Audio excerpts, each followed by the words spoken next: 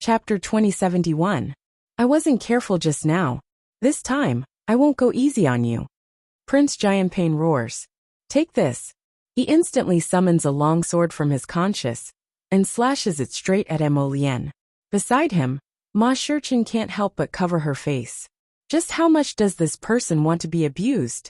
She actually bolted directly towards Crown Prince Mo with her doors wide open like this. Needless to say, Crown Prince Mo probably had several hundred ways to subdue this guy in one move.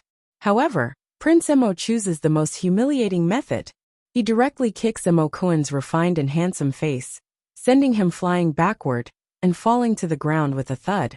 Mo Kuan simply doesn't know what he just experienced. His handsome and confident image, his face, has all been tossed into the sea of forgetfulness at this moment. His anger completely erupts in a split second. He suddenly waves his hand and roars. Berserk Bear. A giant bear with brown, glossy fur abruptly burrowed out of his spirit beast's face, glaring at Crown Prince Mo like a tiger eyeing its prey as it roared. Bang bang bang. That huge bear takes large strides and rushes towards Prince Mo. Arbor suddenly roars in anger. Blazing blood. Shriek. The blazing blood fire phoenix suddenly appears. Without any explanation, a line of fire burns towards the huge bear's body. They actually dared to bully her lotus with numbers. They're simply tired of living. Arbor lightly flings his hand, and the little white snake on his wrist starts to swim. Its body gradually lengthens, and it suddenly opens its huge mouth, revealing its sharp fangs. That huge snake's head is already in front of Prince Jianping, and its huge mouth is aimed at his small and handsome face. It's as if it only needs to swallow him whole into its stomach. A certain prince is so frightened that his legs go soft, and he sits on the ground with a thud. His eyes are filled with fear as he stares deeply at the white snake in front of him. He swallows a mouthful of saliva, and for a long time, he's practically in a daze, unable to recover his soul. Stop, quickly stop. Prefecture Lord Gung Pengcheng is also about to be scared silly by the scene in front of him. If anything happens to Prince Jianping here, then his position as prefecture lord will come to an end. Prince Jianping only needs to casually assemble a group of people, and they can easily destroy him, the prefecture lord, 3 to 5 times. So Prince Jianping absolutely cannot have anything happen to him in Shentian Prefecture. Even more so, he can't die in Arbor's hands. Stop. Gung Pengcheng jumped up and quickly walked down the steps. He was just about to flick his sleeve across Qiao Mu's palm. A terrifying force flew towards him, blocking all the spiritual energy he had used. Bang! The little white snake shakes its head and hits, instantly sending Prince Jianping, who's almost pissing his pants, flying.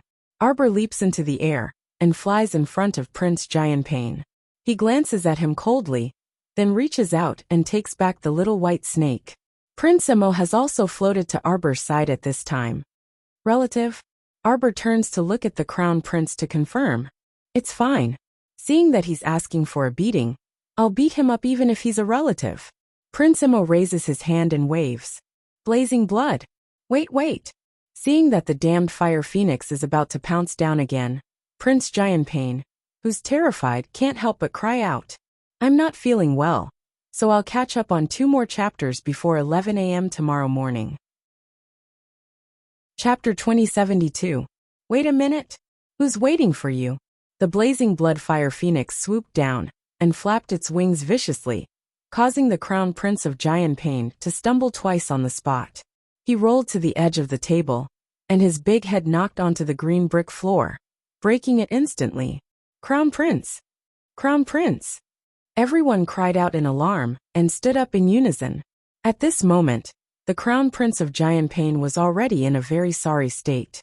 He had probably never experienced such an embarrassing situation in his entire life. At the same time that he was panting heavily, his originally delicate and pretty face was also incomparably distorted. You, how dare you? Smack! The blazing blood fire phoenix's claw landed heavily on the Crown Prince of Jianping's head. Before he could finish shouting, this brat was once again thrown out by the ancient phoenix. This time, he crashed straight onto the female guest's table, causing a series of hurried and panicked screams. Plop! Plop!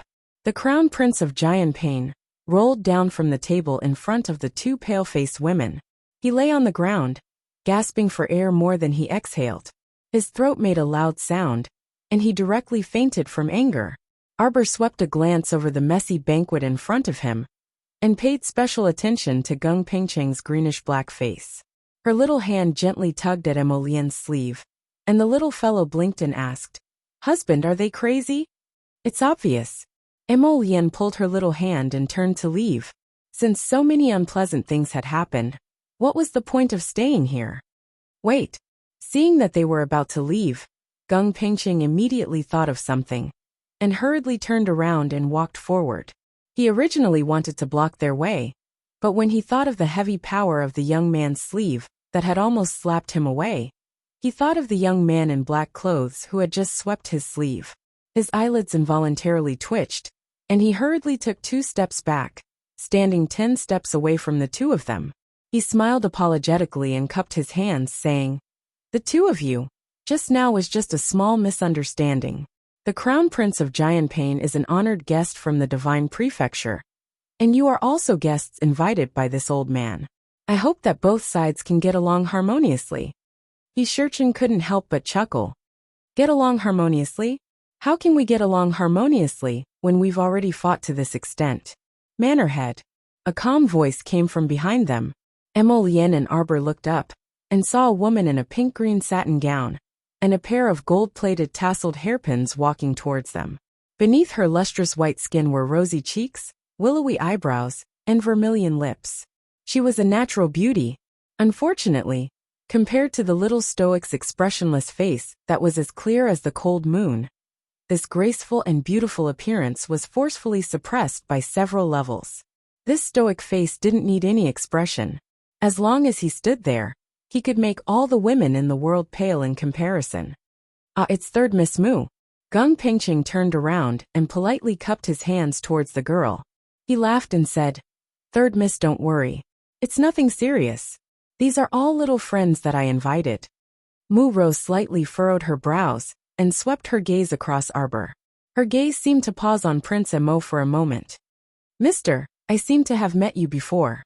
Geng Pengcheng was taken aback, and he deliberately sized up Emolien. He had always wanted to clearly investigate the identities and backgrounds of these people beside Arbor. However, it was very strange. It seemed like every time he investigated a crucial point, some information would always be erased. However, from the looks of it now, this man beside Arbor, whether it was his cultivation or identity, didn't seem to be that simple. Chapter 2073. Emolien's eyes were tranquil and unperturbed, so don't even think about reading anything from his expression. Dao Wuji by the side cannot help but laugh. "Miss, your way of striking up a conversation is not very reliable." Mu Roka's face turns slightly red as she mumbles, Not at all. She is indeed not striking up a conversation, as if she has really seen this man somewhere before. She dares to swear that she has definitely seen this man's exquisite and unadorned face before.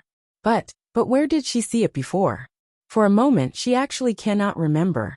Air. The screams of a few attendants allow Mu Roku to regain her senses.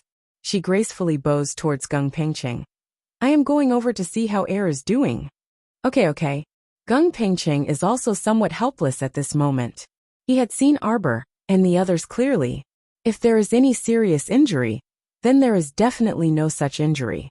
It's just that this face can be thrown all the way to the sea of forgetfulness. Air Jianping was obviously angered to the point of fainting because of his ugliness. "Geng Pengcheng, what do you want? Speak." After experiencing such a farce, Arbor is too lazy to continue feigning civility with this person in front of her and directly asks, "This miss, could it be that you have some misunderstanding towards me?" Manor Head Geng's eyes flash as he says with a smile, "Today, I invited your top academy here because I indeed have a small matter to discuss with you. This Manor Head hopes to hire your academy's teachers and students to work for our Shuntian prefecture. As for the price, it is easy to discuss." Arbor's face is cold as she raises her hand to stop him. "Geng Pengcheng, can you stop pretending? I don't believe that you don't know who I am. Get straight to the point. What is your motive for calling me here today? Manor Head Gung's eyelids keep twitching as he thinks. If it wasn't for the fact that you have so many experts by your side, I would have already killed you right here. This damned little monster.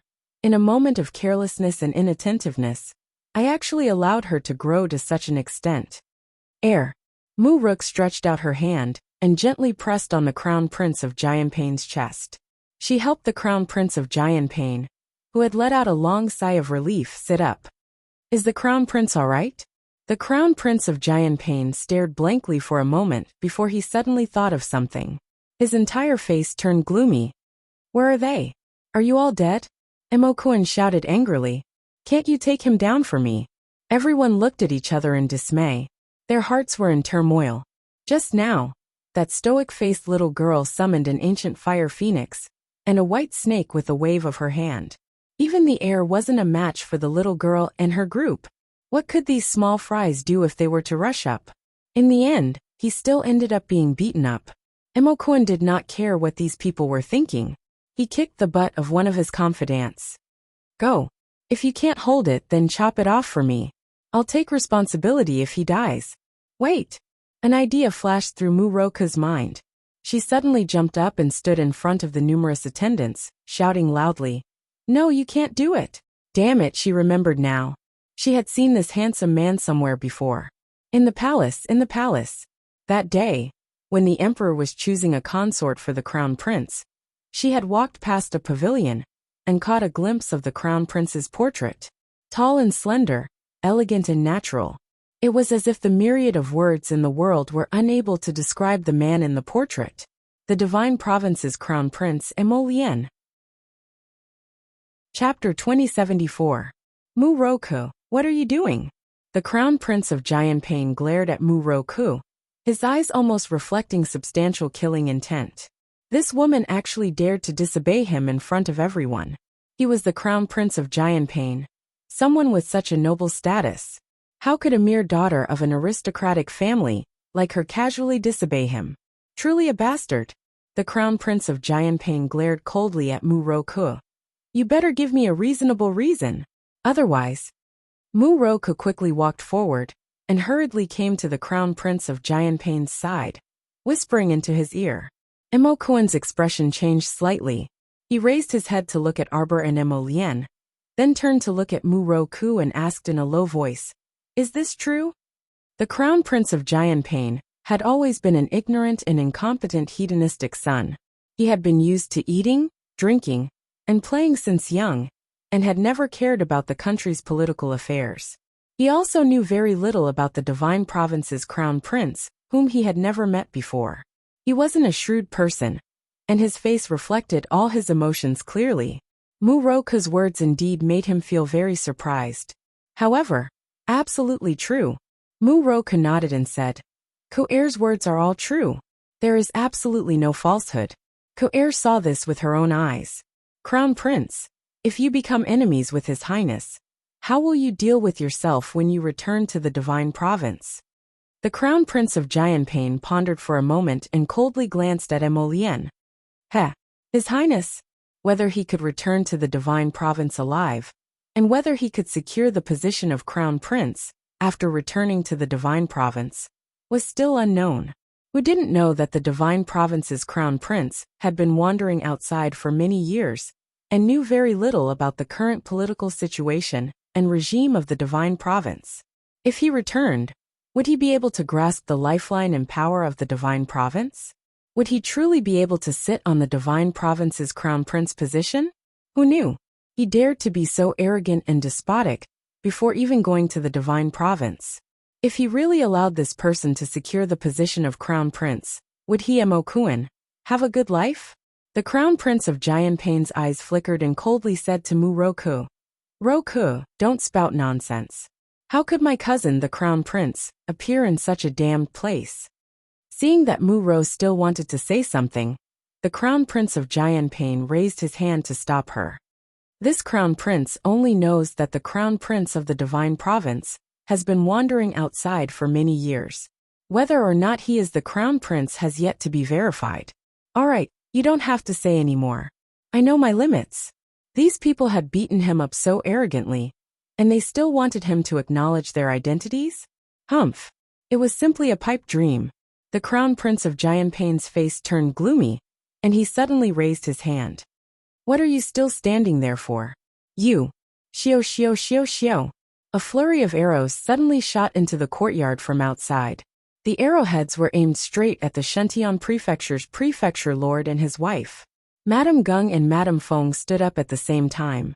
Madame Geng and Madame Feng put their hands on the short table and leaped up horizontally.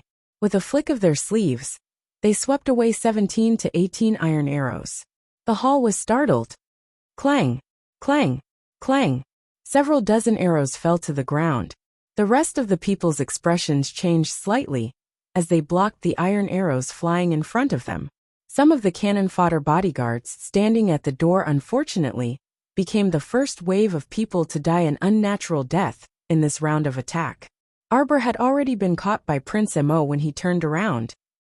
With a gentle sweep of his palm, the arrowheads that were flying towards them suddenly stopped in mid-air. They persisted in mid-air for less than a second before falling to the ground with a bang. They quickly turned into a pile of powder and dissipated. Chapter 2075. This sudden assassination was aimed at Manor Lord Geng and his wife, so Arbor and the others had nothing to do with it. They coldly watched as Geng Pengcheng and his wife engaged in a life-and-death struggle with a large group of assassins who had jumped down from the high walls. Arbor and the others simply stopped and leisurely walked to the side to watch. In any case, the assassins were the Manor Lord and his wife, so it had nothing to do with them. There was no need for them to intervene in an inexplicable assassination. Manor Lord Geng and his wife Madame Feng fought as they retreated. Soon, they were surrounded by the group of assassins. Arbor only felt that everything in front of her was quite dramatic. The fact that the assassins who had jumped down from the walls were able to enter the main manor of Shentian Prefecture so smoothly showed that the defenses of Shentian Prefecture were not worth mentioning. Could it be that Geng Pengcheng and the Palace Lord of the Palace of Cold Blood were this weak? Under the assassination of a group of inexplicable assassins, they could not resist at all? Was the acting real or fake? Arbor pursed her lips and exchanged a look of understanding with Mo Lian, who was looking down at her. After silently preparing for battle, Xiao Mu summoned the ferrule from her conscience into her hand.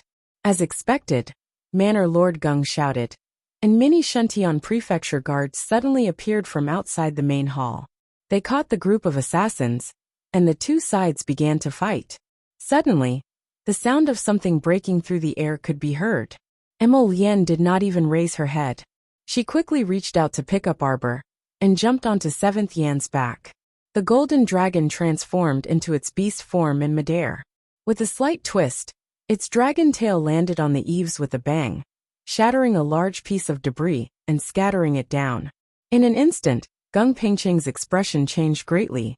He really did not expect that the couple would have ancient sacred beasts, a dragon and a phoenix by their side. No wonder all the people he had sent out were like stones sinking into the ocean. They had probably been secretly taken care of. It turned out that the beasts by their side were so powerful.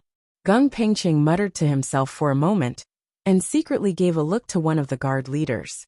The latter understood and shouted, "The main manor has been attacked with malicious intent. Everyone present cannot leave for the time being. Until everything is investigated, we can." Whoosh!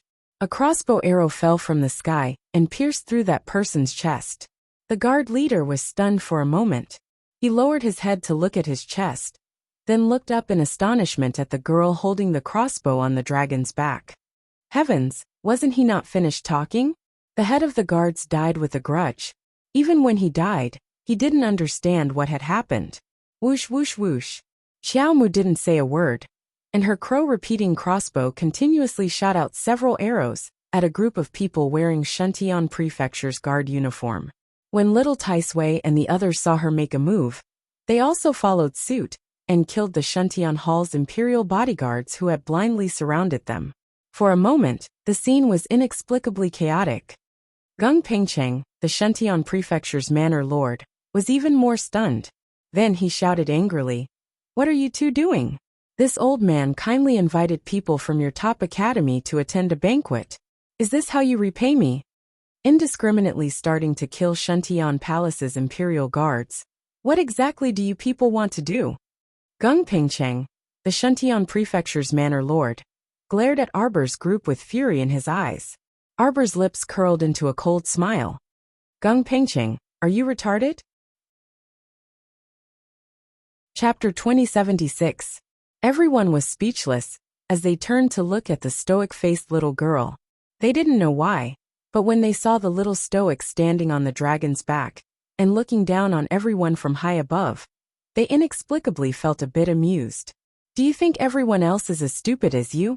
These two groups of people are all your people, Arbor said coldly as he gazed at the assassins brandishing their machetes. They're even using the same model of machete. Can you be more careful when you're arranging the act? Don't you think there's something wrong with your IQ when you're seen through with a single glance? When everyone heard Arbor's words, they couldn't help but glance back.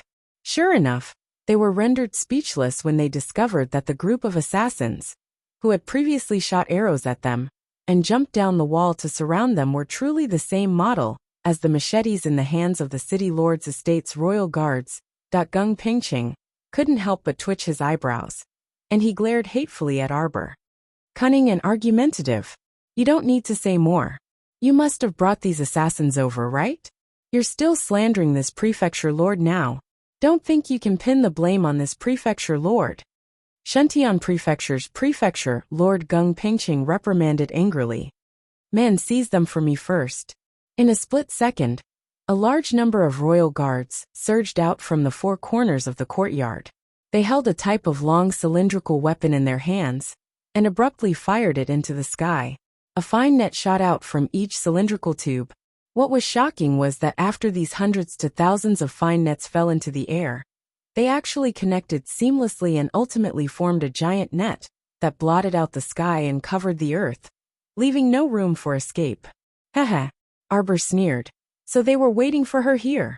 It looked like Prefecture Lord Gung had probably simulated today's capture scene with his lackeys many times. Otherwise, how could they cooperate so well?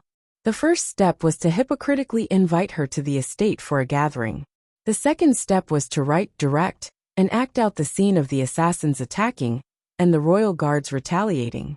The third step was the current highlight, directly shedding all pretense of cordiality and capturing her. TSK. Did she think that these broken nets made of special materials would be able to trap her? Clang! An arrow from Arbor fell into the net and almost bounced back. Looking at the large gray net that connected together above their heads, Xiaomu quickly shrunk back into Emolien's arms and complained in a huff. Hubby, this stinky net bounced my crow gold arrow back. This was really hard. Hearing this, Emolien immediately extended 2 clusters of dark sacred fire from her fingertips. Just burn it.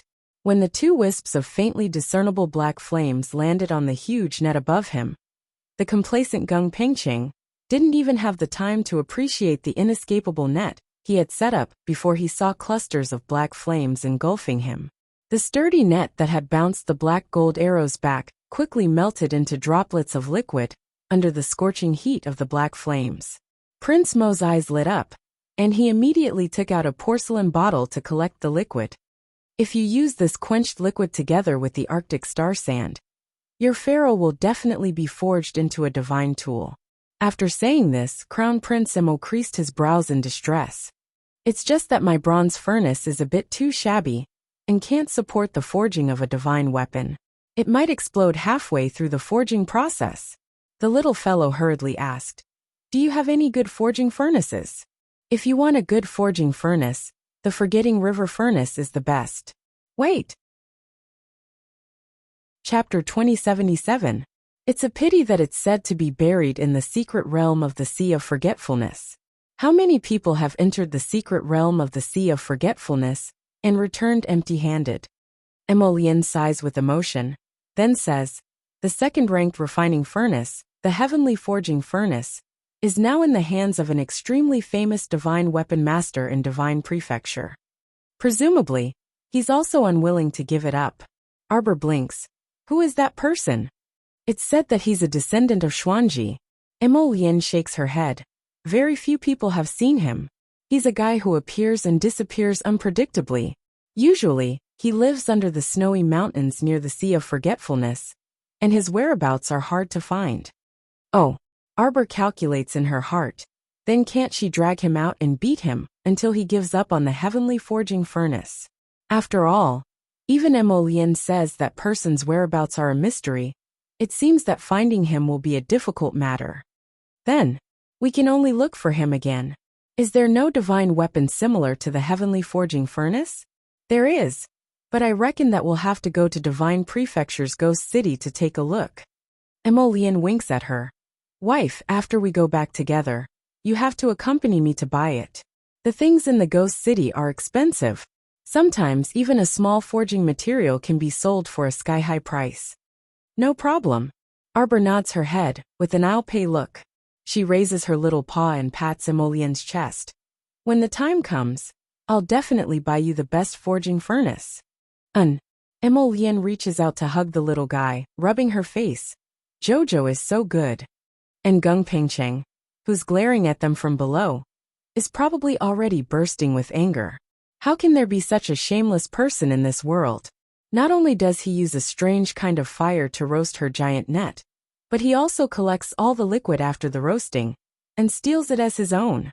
Such a bad habit is not worth mentioning. The most shameful thing is that in this tense fighting situation, this adulterous couple actually has the face to chat and laugh with him above. Disgusting. Simply shameful. Gung Pingcheng roared. Release the arrows. This time, they didn't conceal themselves anymore. The row of black-clothed assassins from before all flashed the bows and arrows at their waists.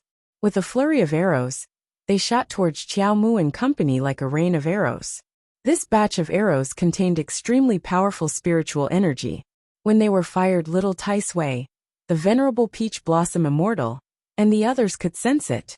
However, these arrowheads, which were full of spiritual power, were like children's toys in front of them. They were caught in their hands, and with a light twist, they fell to the ground. Damn it! Gung Pingcheng's eyes were green with anger. Set up the formation. After a furious roar, the large number of assassins and guards on the field mixed together, and slowly set up a large formation. The venerable Peach Blossom Immortal, little Tai Sui, and the others had already leaped into the air. They stepped on the backs of everyone's heads, and leaped into the air. TSK, I'm not going to play with you anymore. Yuan Shurchen looked at the people below with a smile. With a flick of his sleeve, it was as if peach blossoms filled the world. Everyone seemed to be in a sea of pink flowers, and their eyes were filled with slowly falling peach blossom petals. This scene was so beautiful that it mesmerized their hearts. For a moment, even the palace master of the Palace of Cold Blood, Madame Feng, was stunned. She stopped and stared blankly at the scene of dancing petals filling the sky, until a blood-curdling scream came from someone's throat, which was bubbling with blood. Madame Feng was shocked and immediately recovered. She hurriedly activated her defensive barrier and cried out, "Be careful." Chapter 2078. How is this a beautiful peach blossom rain? It was clearly a peach blossom massacre that took people's lives. The stench of death permeated the air, causing everyone to feel suffocated in an instant. These peach blossom petals were like sharp weapons, falling piece by piece, cutting open everyone's bodies. Once the peach blossom petals brushed past their necks, it was only death. Several people fell beside them. Crown Prince Jianping, and Mo Kuan, who had activated all the defensive devices on his fingers, wished he could dig a hole and bury himself immediately, saving himself from coming into contact with the peach blossom of death. At this very moment, an incomparably cold aura approached. Crown Prince Jianping felt from the bottom of his heart that this was the aura of death. This strange thought in his mind caused Crown Prince Jianping to tremble uncontrollably. His pleading gaze swept towards Gung Pingcheng and his wife, but the latter did not even look at him. On the contrary, Mu family's third Miss Mu Roku, who had been standing beside him, appeared much calmer. She only activated her defensive barrier and quietly stood beside him. She did not make a fuss or scream in pain like Crown Prince Jianping. In Mu Roku's opinion, screaming at this moment was completely meaningless. Screaming could only show one's fear and terror. Would it make the enemy give up on killing them? It was obviously impossible. Therefore, it did not matter if she screamed or not. Mu-Roku forcefully calmed herself down and reached out to tug at Crown Prince Jianpei's sleeve. Crown Prince, don't scream. You have 3 defensive barriers on your body.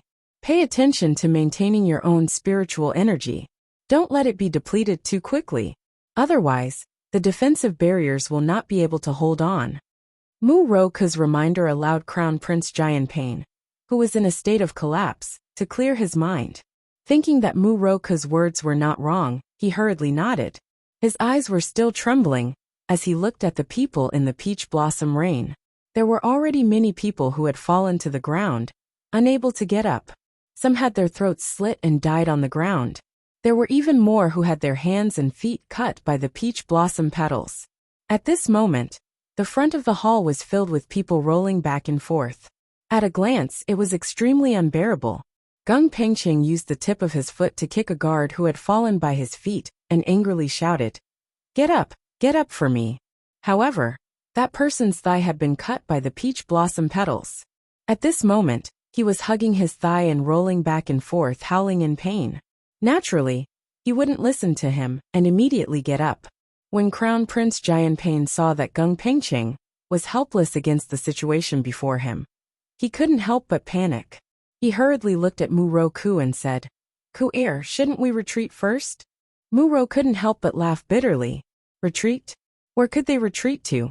Ever since that man with an extremely high cultivation base had made his move, he had set up restrictions all around the central room, making it impossible for them to escape. The Crown Prince of Jianpei's nagging sounded in her ears. "I am the Crown Prince of Jianpei. Since that person is my cousin, he shouldn't treat me like this, right? Kur, do you think he'll let us go if we go and claim our kinship?" Mu-Ro couldn't help but smile bitterly again. Could it be that this young master didn't understand? If he really cared about that bit of kinship, would the Crown Prince have been so ruthless to him before? Stop, quickly stop. Crown Prince Jianpei, who clearly didn't wait for her answer, took the initiative to act. Mu-Ro couldn't stop him even if she wanted to. Crown Prince Jianpei knelt on the ground with a plop. Chapter 2079. Very dramatically, that guy clasped his hands together and cried bitterly. Your Highness the Crown Prince, I am Mo-Kun, the King of Jianpei's son, Mo-Kun, your younger cousin." That shameless look of finding his biological brother from 800 years ago was almost breathtaking. Damn it, you only just found out that Mo-Lien is your brother? Where did that ferocious look and arrogance go? Wasn't it because you were scared out of your wits by the venerable Peach Blossom Immortal? Arbor lowered his head to look at the King of Jianpei's heir, who was kneeling on the ground and cupping his hands toward the sky. He frowned and said with disdain, "How can you have such a brother?" It was simply too embarrassing. Mo-Lien also felt ashamed, especially when he saw his little wife's disdainful gaze. He felt even more stifled. The fury in his gaze that was fixed on Mo-Kun's sword. The wind from his palm landed, directly lifting Mo-Kun onto his back. "Don't call me brother. Who's your older cousin?" Scram. Mo-Kun was stunned, and a trace of embarrassment flashed across his face. He hurriedly got up and crawled forward on all fours, crying bitterly. "Older cousin, I am Mo-Kun, the King of Jianpei's son Mo-Kun. Woo, my father is your imperial father's youngest brother. Older cousin, you can't kill me, you can't kill me." He was almost scared to death now. That madman who scattered peach blossoms had set up a peach blossom rain and easily took away the lives of dozens of guards. He didn't want to die like them without knowing why. He wanted to live. No matter what, he couldn't be killed by a few small peach blossom petals. So cowardly. Arbor swept a disdainful glance at Mo-Lien. His meaning couldn't be clearer. You actually have such a cowardly brother? Is everyone in your Mo family a coward except you? I don't want to bother with you anymore. Embarrassing. Not to mention that this person had several defensive shields on him. Those falling peach blossom petals didn't even penetrate his defenses. Even if he had lost all his spiritual energy and defensive shields, he shouldn't be begging for mercy in such a cowardly manner. As the saying goes, A warrior prefers death to humiliation. What crown prince of Jianping? He was simply a big coward. Emolian couldn't help but fly into a rage, and he directly slapped the vassal prince of Jianping across the air. Scram! Unexpectedly, when the crown prince of Jianping heard this, not only did he not get angry, he even shed tears of gratitude. He repeatedly bowed with both hands and said, Okay, I'll scram immediately. Cousin, don't worry. I won't appear in front of you for no reason. Everyone was dumbfounded as they watched the man turn his head and roll on the ground twice before he scrambled to his feet and ran out in a panic. They looked away in an instant, and everyone looked at Prince Emo with strange gazes. Haha, Senior Celestial, look at how scared you are. Dao Wuji laughed awkwardly and couldn't help but tease. Yi Chen was baffled. Was this crown prince of Jianping out of his mind?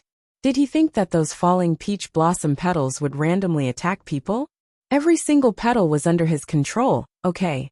Otherwise, why didn't the peach blossom petals attack his, crown prince of Jianping's, defensive shield when they fell? Did he think that with just his level 3 spirit artifact defensive shield, he could withstand a senior celestial's killing move? For Prince Mo's sake, she wouldn't kill him, okay? Darling Qiao pulled husband Mo's hand away and threw his hand to the side, facing him with the back of her head. Chapter 2080. Emo Lien hurriedly reaches out to hug her, once again bringing her to his side. He comforts her. Don't worry, I don't have such a cowardly brother. When we get back, immediately remove his name from the genealogy. Prince Emo lowers his voice by her ear. I definitely won't let my Jojo lose face. Arbor snorts. Your relatives in Shenzhou, don't tell me they're all like this? Emo Lien. That what's with this indescribable stifled feeling? His little wifey always dislikes him. No, they won't. Emo Lien braces herself to say. In fact, there really are quite a few troublesome characters among those relatives in Shenzhou. Emo Lien hurriedly grasps his wifey's small hand. Let's ignore them, let's go. Jojo, let's talk about Shenzhou's ghost city. Forcefully changing the topic. On the side, the venerable peach blossom immortal sweeps a rather disdainful glance at Emo Lien. Emo Lien naturally notices the look in Sheng Jiechen's eyes. Taking advantage of when Jojo isn't paying attention, she also throws him a cold glance. The group descends from midair. After half a day's effort, the giant net above their heads has long dissipated, and Emo Lien's porcelain bottle has accumulated more than half of the solution. After putting away the porcelain bottle, Emo Lien takes Arbor's small hand and walks out. The sound of a sharp arrow piercing through the air comes from behind the two people's heads. Emo Lien doesn't even turn her head, directly reaching out with her hand and throwing out a purple flame. Like a tiny purple dragon, the flame whooshes through the air, crackling as it wraps around the arrow that's coming straight at them. In a flash, the arrow that's flying towards them is completely eliminated. It's impolite not to reciprocate. Arbor suddenly turns around, shooting 10 black gold arrows at the palace master of the Palace of Cold Blood. Fengshe probably didn't expect this little girl to move so quickly. In a single turn, 10 black gold arrows are fired at the same time. She dodged 6 or 7 of them, but in the end, she couldn't dodge the remaining 2 or 3. Of the 3 black gold arrows, one shot off a lock of her long hair, the second shot into her shoulder, and the third shot into her hand. Their power spread outwards from within her body, penetrating her bone marrow. With 2 whooshing sounds, the arrows shot out of her body. That heart-wrenching pain made Madame Feng scream involuntarily. Master! Fairy Ling Fei followed the sound and hurriedly rushed over to support the tottering Madame Feng. Fairy Yellow Crane also hurried forward. Just as she reached out to help Madame Feng, Fairy Ling Fei slapped her hand away. Get lost! Don't touch, Master! Fairy Ling Fei rebuked angrily. Isn't that woman your benefactor? Friends, did you see that? She was so ruthless to her master. If you are still Master's disciple, then pick up the sword on the ground and fight her with your life. Immortal Huang He's lips quivered as she gazed at Xiao Mu in bewilderment. Little benefactor. You're still calling her benefactor? Fairy Ling Fei rebuked angrily, kicking her back. Are you an idiot? She's already made a move on Master. Senior sister there. There must be some misunderstanding. Misunderstanding my ass. You and I both saw with our own eyes that woman hurt master to this extent. Arbor glanced coldly at Fairy Ling Fei. Seeing little yellow crane look over, he gave a rare explanation. Your master shot us in the back. That arrow was imbued with divine power, Mo Lien said coldly. If he hadn't been by his wife's side just now, she would have suffered greatly from the divine power on the arrow. Chapter 2081. Fairy Yellow. He looked at Madame of Foam with a distressed expression, and then looked up at Fairy Ling Fei. She hastily grabbed her sleeve and shouted, Why? Why did master shoot arrows in the back? Shut up. Fairy Ling Fei angrily flung her hand away and reprimanded. You believe what others say? Did you see master shoot arrows in the back with your own eyes? Fairy Yellow. He drooped her head and reached out to help Madame of Foam up, but Fairy Ling Fei slapped her hand away. How dare you be so arrogant in Shuntian Prefecture? What kind of background do you have? Fairy Ling Fei snorted angrily. Regardless of your background, anyone who dares to make a move in my Shuntian Prefecture and injure our family's mistress will die. Shuntian Prefecture's prefecture lord also had a gloomy expression as he stood behind them with his hands behind his back. The entire Shuntian Mansion's main hall was now densely surrounded by layers upon layers of Shuntian Mansion's guards. At a rough glance, Shuntian Prefecture actually mobilized more than 1,000 people. Prefecture Lord, let's talk nicely. Third Miss Mu Ro pursed her lips and suddenly walked to the center of the main hall with a flick of her sleeves. She stood in front of Arbor's group and bowed to Gung Pingcheng. Prefecture Lord, you must have heard what Prince Jianping said just now. This is His Highness Mo Lien, the Crown Prince of Shenzhou. You can't do this. Quickly withdraw your troops. Don't let the misunderstanding continue to grow. Mu Ro gave Shuntian Prefecture's Prefecture Lord Gung Pingcheng a fierce look and transmitted her voice. If His Highness the Crown Prince is harmed in any way, you won't be able to bear the consequences of the Emperor's anger. Besides, it looks like you're no match for the Crown Prince's group at all. Why do you have to forcefully detain him and make both sides suffer instead? Just now, the Crown Prince of Jianping was making a ruckus so loud that everyone knew about it.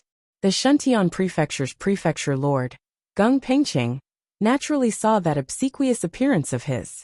He already knew why it was so difficult to find information about the people around Arbor. It turned out that the black-robed young man was His Highness the Crown Prince of Shenzhou, and what he found was only the identity of Mo Kingdom's Crown Prince on Seacombe Planet.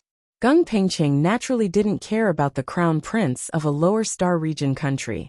Of course, he was also puzzled as to why the Crown Prince's cultivation was so high. However, when he investigated further, he found nothing. Unexpectedly, this person was actually the Crown Prince of the Divine Land. Gung Pingcheng took a deep breath. He felt that he had to sort out his thoughts at this moment. Forget it. Since he was the Crown Prince of Shenzhou, it would be unrealistic for him to detain him by force. Just as third young lady Mu said, he would only be looking for trouble. Gung Pingcheng's old face was taut as he waved his hand to order the rows of Shuntian Hall guards in front of the lobby to retreat several tens of meters. Mo Lien, Arbor, Yuan Shurchen, Little Taisui, and the others were all standing there, staring at the manor head with different expressions. Manor Lord, Fairy Ling Fei couldn't help but call out. Are you going to let it go just like that? What about Master's injuries? The palace master of the Palace of Cold Blood hadn't been unconscious for long. She had already woken up and was looking at her husband Gung Pingcheng. Gung Pingcheng muttered to himself for a moment before saying, Ling Fei, this matter is mostly a misunderstanding. It was chaos when we fought just now, and your master was injured for some reason. Fairy Ling Fei clenched her fists tightly. She wanted to say something else, but Madame Feng pressed her hand down and restrained her anger. Chapter 2082. Let's drop this matter. Gung Pingcheng thought for a moment and waved his hand. Madame Feng coughed lightly and stopped talking. Arbor sized her up and didn't say anything. She just raised her hand and tugged at the Crown Prince's sleeve. Mo Lien looked down at her with a smile. Okay. Arbor nodded with satisfaction. Mo Lien looked up at Gung Pingcheng and said with a faint smile, Principal Gung, May I have a word with you? Gung Pingqing was stunned. He wanted to refuse, but when he thought of her identity as the crown prince of Shenzhou, that he felt that if he refused, she wouldn't let it go easily. So he walked over helplessly and followed the crown prince and Arbor into the inner room. What does your highness want to ask? Before Gung Pingqing could finish his sentence, he was horrified to find a cluster of black fire floating in front of him. It was only for a moment, but it almost ignited his eyebrows and eyes. Gung Pingqing was furious. He was about to explode when he realized that the world in front of him had changed. In an instant, he was in a completely different environment. The crown prince of Shenzhou in front of him was gone. Arbor stood in front of him with a transparent onion head baby standing on her shoulder. Beside his calf, there was a small squarish lump of earth. It looked very strange, and on the lump of earth, there was a pair of black bean-like eyes. At this moment, it was blinking and looking at him. Gung Pingqing was a little surprised. He looked back and forth, and was almost stunned by the expanse of peach trees in front of him. This is... Roar! A giant snow leopard suddenly jumped out from behind and pounced, almost crushing him to the ground. Gung Pingqing had a very bad feeling in his heart at this moment. Could it be that this damned girl had a grotto heaven immortal abode and land of inheritance? Was that why she suddenly seemed to be out of their control all these years? Like a wild horse out of its reins, she galloped further and further away? He was also shocked by her silent growth. Could it be like this? Arbor, you have the secret of the grotto heaven immortal abode. If the world finds out... Arbor suddenly smiled at him. Her eyes, which were already clear and bright like the moon, now looked even colder. Do you think you can leave this place alive? Don't be too arrogant.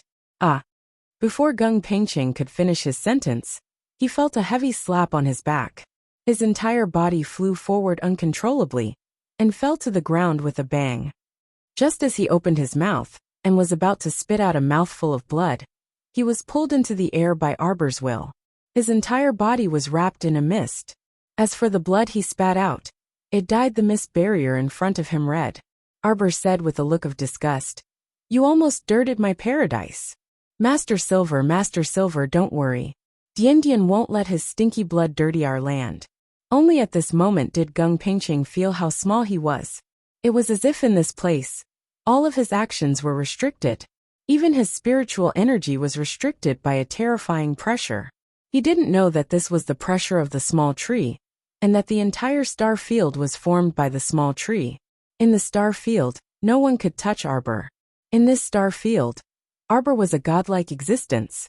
Gung Pingqing only thought that all of this was Arbor's doing. At this moment, he felt an inexplicable sense of danger, and couldn't help but tremble slightly. Manor Lord Gung, you should feel honored. After all, as an enemy, you are the first person to enter my star field. Chapter 2083. Ordinary enemies can be dealt with outside. As for you, you are naturally different from them, Xiao Mu stated dryly. In my eyes, you are a very special enemy. Gung Pingqing inexplicably shuddered. He was wrapped in a cloud of water mist, and no matter how he struggled, he couldn't break free.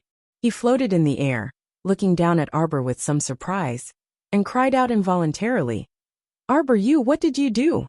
Under Arbor's signal, Dian waved its transparent little arm, and pulled him down from the air. He was still wrapped in the thin transparent water membrane. But the water membrane in front of him was clearly dyed red by the blood that Gung Pingqing spat out. "Are you an idiot? How dare you speak such nonsense in Master Silver's place, and speak disrespectfully to Master Silver?" The little water child waved its chubby little hand and snorted. "Answer my Master Silver's question properly, or I'll kill you right now." "Joe Arbor."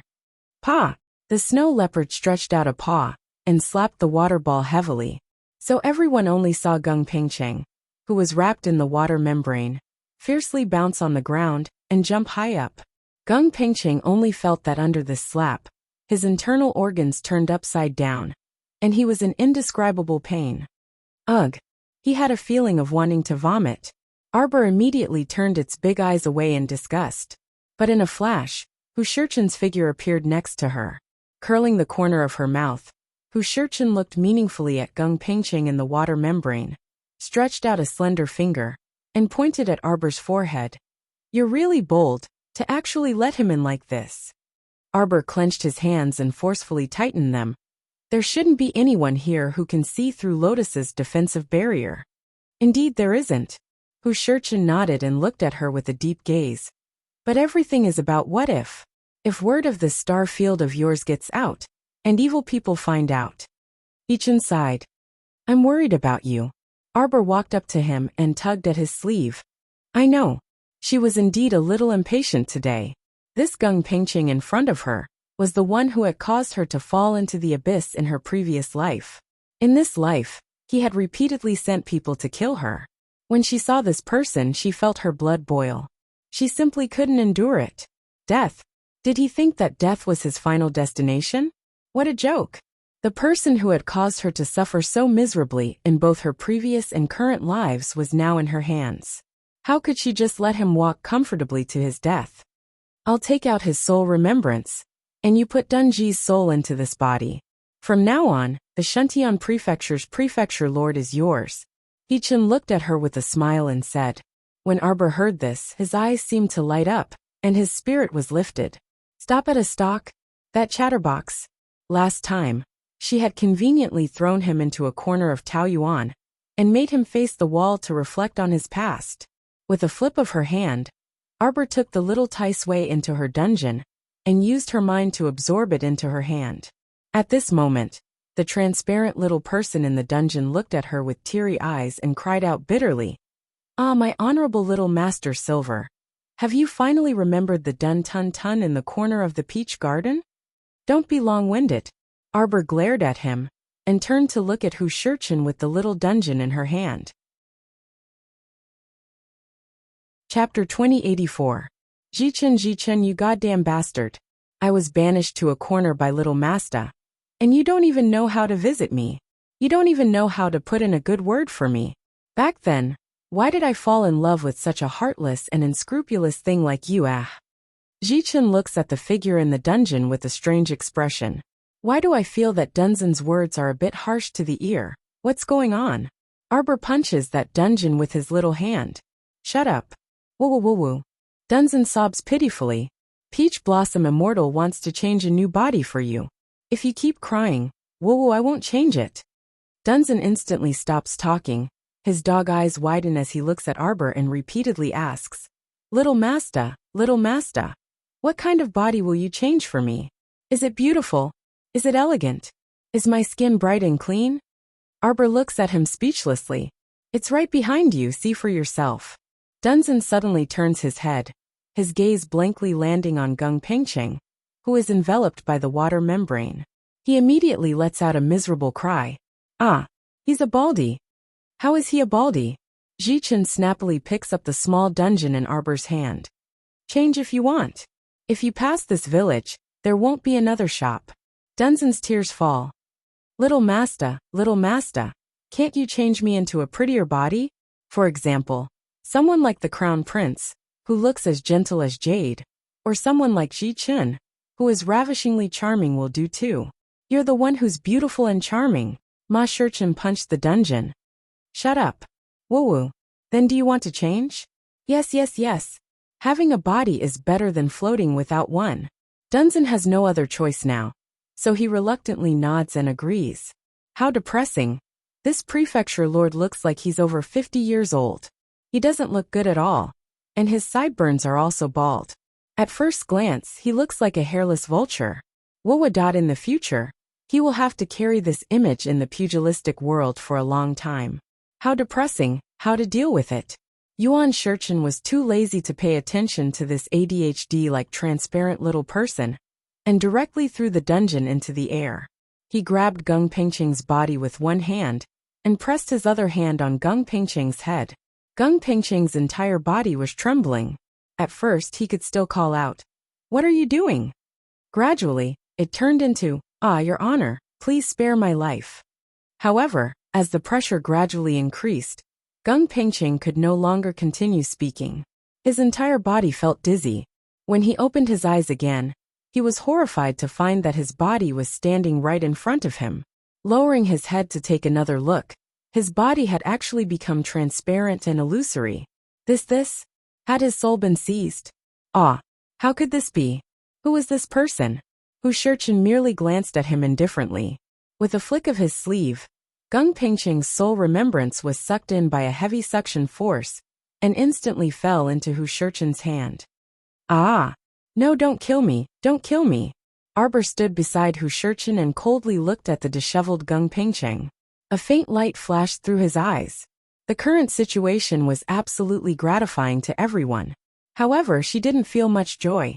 It was as if the past was like floating clouds, and her mental state had inexplicably improved slightly. The three people's figures returned to the inner hall. Emolien heard the sound, slowly turned around and smiled at her.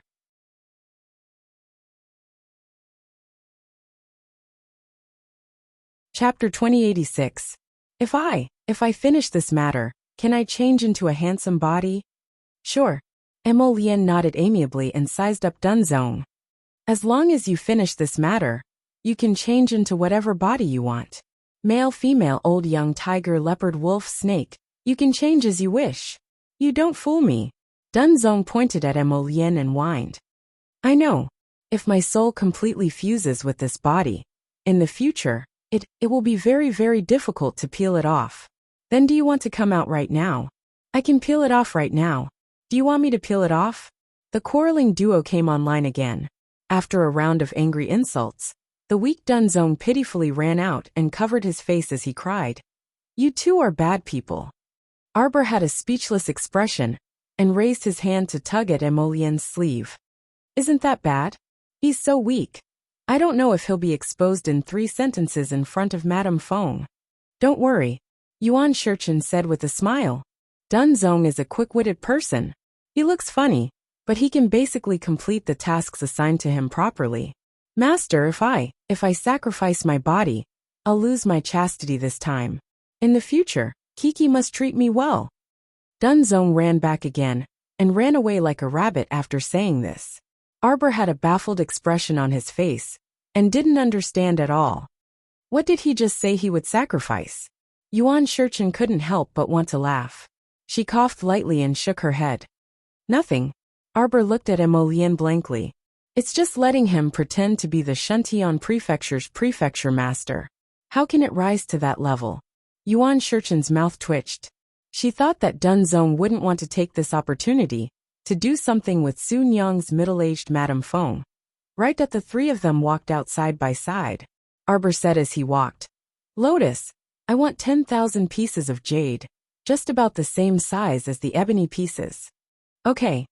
Emolien nodded and looked at her with a smile. Can Jojo draw jade talismans now? Arbor nodded. I don't know if I can do it for the first time, but I think with more practice makes perfect. Emolien patted her head and said, Of course. Back then, Jojo was still a little girl in a small shop in a deserted village. She would be envious of a few blank talisman papers. In the blink of an eye, he had become a profound great talisman master, and was able to draw jade talismans. Emolien sighed with emotion. She held Arbor's little hand and walked forward slowly. When the three of them walked out, they happened to hear Dunju scolding his subordinates. Why are you making such a fuss? Go. Tidy up the rear courtyard and arrange for the guests to stay. Third young Miss Muroku, who had been waiting for them outside the central room, breathed a long sigh of relief and nodded approvingly at Dunju. It seemed that this Shuntian Prefecture's prefecture lord was also a smart person. Madame Feng walked forward with Fairy Lingfei's help and apologized to Arbor and the others. This concubine was too anxious before and didn't know what to do. Fortunately, I didn't hurt the guests.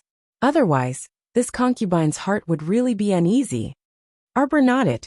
They didn't say anything more to Madame Feng, and followed the page boy, who led the way to a courtyard to rest. Before they left, they sneaked a glance at Madame Feng. They felt that this woman wasn't simple. The moment Arbor's gaze fell on Madame Feng's back, it automatically shifted away. Chapter 2087. She decided that it would not be too late to act, after investigating what happened back then. In her opinion, Gung Pingqing was no different from a dead man. Before that, she had to clarify some things. The next afternoon, Arbor and his group, who had rested for the night, were invited to the main hall of Shentian Prefecture. In order to entertain everyone, Prefecture Lord Gung, oh no, Dunju, not only did he invite Arbor and his group, he also invited many sect masters of Shentian Prefecture. Madame Feng sat beside Dunju with exquisite makeup. Huang He and Ling Fei stood behind her. The banquet was filled with singing and dancing. Everyone toasted each other and chatted happily. Many sect masters brought their children to attend the banquet. Although they did not say anything, their eyes seemed to wander around the main seats. Prince Mo and Miss Qiao sat there. Although they did not speak, they inexplicably made people feel wary. Ha ha ha. Suddenly, a bald middle-aged man with a big round face stood up from his seat. He raised his cup and smiled rudely at Dunzong. Manor Lord Gung, this must be the Crown Prince of King Jianping from the Divine Land. No one knew that the Crown Prince of Jianping had already left Shentian Prefecture that night. Perhaps he had already returned to the Divine Continent. Dunju waved his hand and turned to Emolian and Arbor. Your Highness, Crown Princess, this is the sect master of Six Suns sect, Qing Guang. Dunju could not help but want to cry when he thought of these sect masters. Last night, he had been kicked into Fish Orchid Planet by Hu Jiechen. He had read a lot of old and new information about Shentian Prefecture. His eyes were red and swollen. He had spent 4 days on Fish Orchid Planet from one night to the next. He had memorized all the information that he needed to memorize. This feeling was extremely satisfying.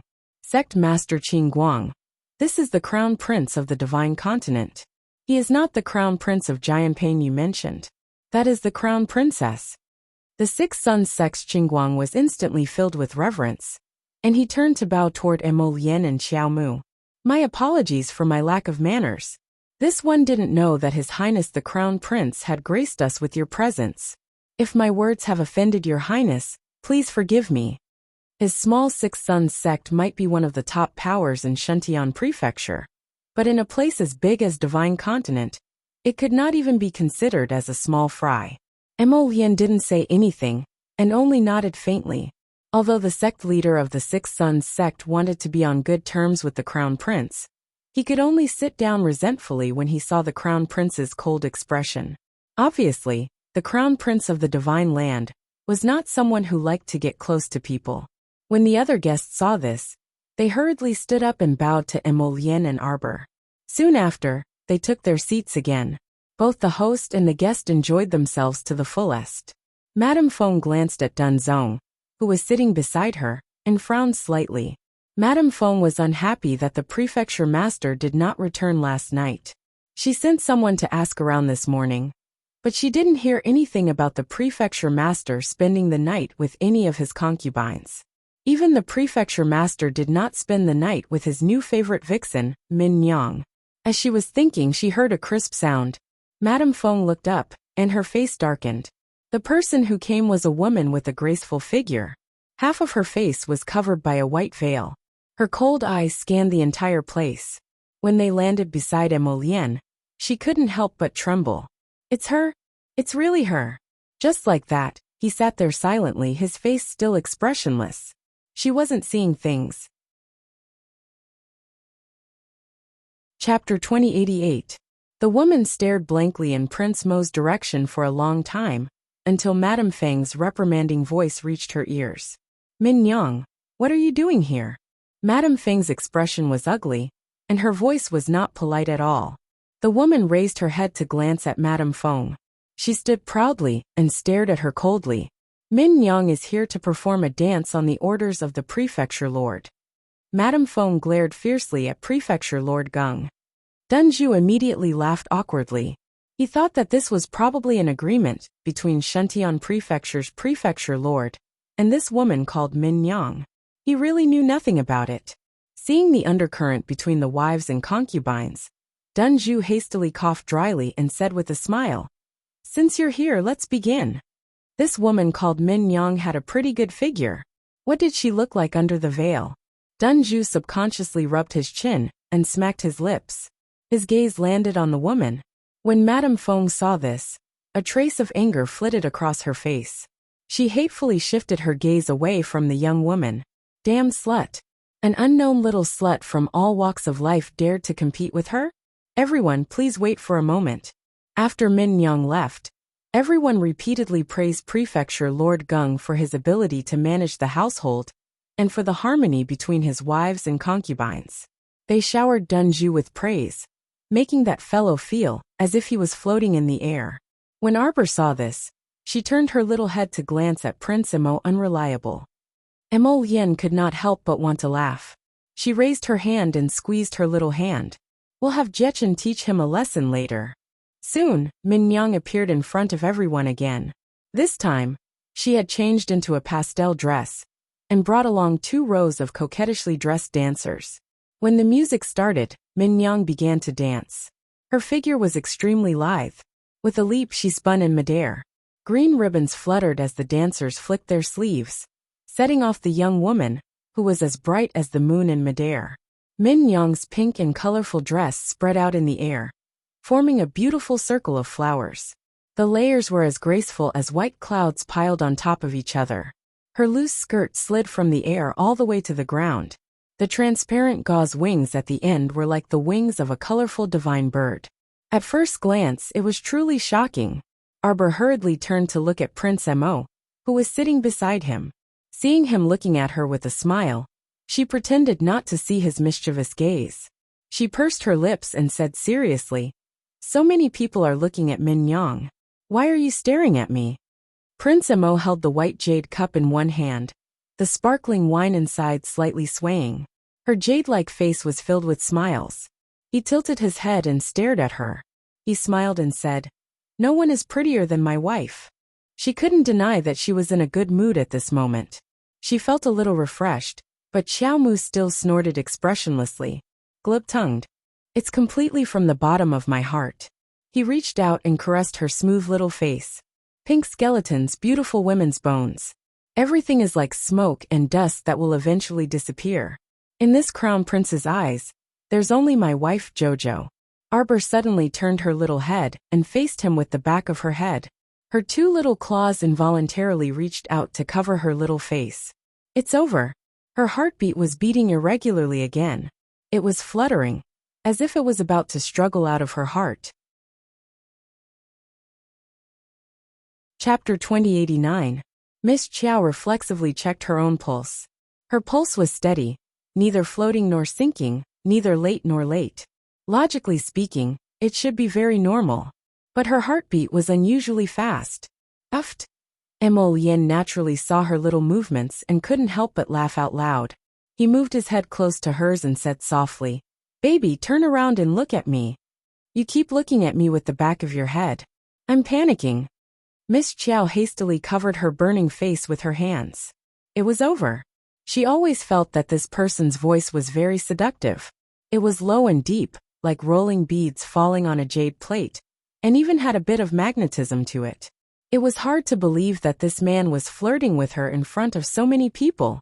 Arbor suddenly turned her head to look at him, but didn't expect this man to move so quickly and steal a kiss from her lips. It really happened in the blink of an eye. Arbor's little fist reached out and landed in his palm. "Don't mess around." He laughed lowly. "Who's messing around?" Miss Chiao glared at him angrily. "Here, my little cutie. I've peeled an orange for you." Emo Lien's eyes narrowed slightly, and he reacted quickly by pulling his wife onto his lap. With a flick of his sleeve, he instantly deflected several arrows. Chi-chi. After a few light sounds, the arrows pierced into the pillars in the hall. Arbor started and looked back. She saw that the group of dancers who'd been singing and dancing had all summoned their weapons from their inner worlds and were charging in Dunjun's direction. Dunjun had been used to peace these past few years. When had he ever seen such a tense and exciting scene? He couldn't react in time. "My mother." Dunjun had the urge to immediately rush to He-chun and hide behind him. Except that He-chun's sudden and deep gaze alerted him. He immediately came back to his senses and sat upright on his throne aggrieved. He didn't move at all. "You weren't scared, were you?" Emo Lien pulled Jojo over and stood 3 feet away from the table before looking down at her. Arbor blinked and couldn't help but roll her eyes at the sky. She was already at the 4th level of the spirit realm. How could she be frightened by such a scene? Chirp. Her cheeks were suddenly kissed by him. Arbor glanced at him and saw the man take a deep breath. He grabbed her little hand and pressed it against his chest. But your husband is a little scared, Arbor. In such a tense atmosphere, he still had the mood to joke with her. Although they could sit on the sidelines and watch a group of dancers chase after Dunzong. From time to time they could point out a dancer's moves and analyze 1 or 2 of her moves. But he still had to be a bit more honest. Emolian giggled as he looked down at her. Wife, these women are so scary. You must protect your husband well. The little fellow suddenly reached out and pinched his face. Stop fooling around. If you don't save Dungeon now, I'm afraid Dungeon's body will be destroyed again. Emolian pulled down her little hand in amusement and nodded. Okay. If you want me to save him, I'll save him. With that, he pointed a finger and blocked a few arrows that were flying in front of Dungeon. Dungeon had been frantically fending off the dancers' attacks. When he saw Emolian make a move, he couldn't help but tear up. His boss had finally finished flirting with Miss Chiao. He finally had the time to turn around and look at him. This pitiful person. Bastard. I've been waiting for this day for a long time. Wash your neck and prepare to die. Chapter 2090. When he heard this, Dungeon's mind was in a mess. He saw a pink figure charging straight at him, with a bright silver sword in her hand. She was about to slash down at his face. Did Min Yong write, direct, and act out an assassination drama? In the blink of an eye, he instinctively retaliated, throwing out a bolt of lightning that smashed onto Min Yong's sword. The sword couldn't bear the heavy blow, and tilted slightly to the left. Min Yong's body sank. She rolled on the ground and got up again. She persevered and stabbed her sword at his chest again. Heavens! Dungeon frowned miserably. His entire face was scrunched up. He was a celestial venerable. But now he was trapped in the body of a spirit realm cultivator. It was really a grieving. He suddenly felt that the world was full of malice toward him. Dungeon only felt that his vision was dark. He was a celestial venerable, That was a transcendent realm cultivator. Sob, sob, sob. He was actually being beaten up by a spirit realm woman. Sob, sob, sob. How big was the shadow in his heart right now? Bam! After Madame Fong threw a dancer out, her eyes flashed as she looked back at Dungeon. Lightning spirit? When did the mansion master cultivate the power of the lightning spirit? While she was thinking, a dancer pounced at her without any regard for her life. She bared her fangs and brandished her claws full of anger, as if she was determined to die together with her. Even if she was stabbed by the sword in her hand, she still charged at Madame Fong with the power of self-explosion. Madame Fong couldn't help but turn pale with fright. She kept retreating. That person didn't give up. Madame Feng's face was full of panic. She hurriedly reached out and dragged Fairy Ling Fei, who was standing behind her, over. She quickly and skillfully pushed Fairy Ling Fei out to block the power of the self-explosion. Bam! Senior Sister Ling Fei. The little yellow crane's face was full of disbelief, as if it was the first day it met its master. It stared at her in a daze. Just now what happened? Master actually pushed Senior Sister Ling Fei out to block the attack? She did so without any hesitation. It was as if Senior Sister Ling Fei was just a cat, or a dog that could be used to amuse or block evil spirits for her master at any time. Although the Kabuki was only a great mystic cultivator, the power of her self-detonation was not to be underestimated. Ling Fei was caught off guard, and was caught in the middle of the explosion. Her cheeks were burned, and her left eye was damaged by the explosion. The entire hall was shaking. Senior Sister! Fairy Yellow Crane cried out anxiously, and hurriedly ran towards Fairy Ling Fei. Madame Feng's face darkened. She reached out to grab her disciple and advised, "Don't go over there." "Master, why are you doing this?" Fairy Huang He subconsciously brushed away her master's hand. Madame Feng's expression was somewhat gloomy. "I didn't do it on purpose.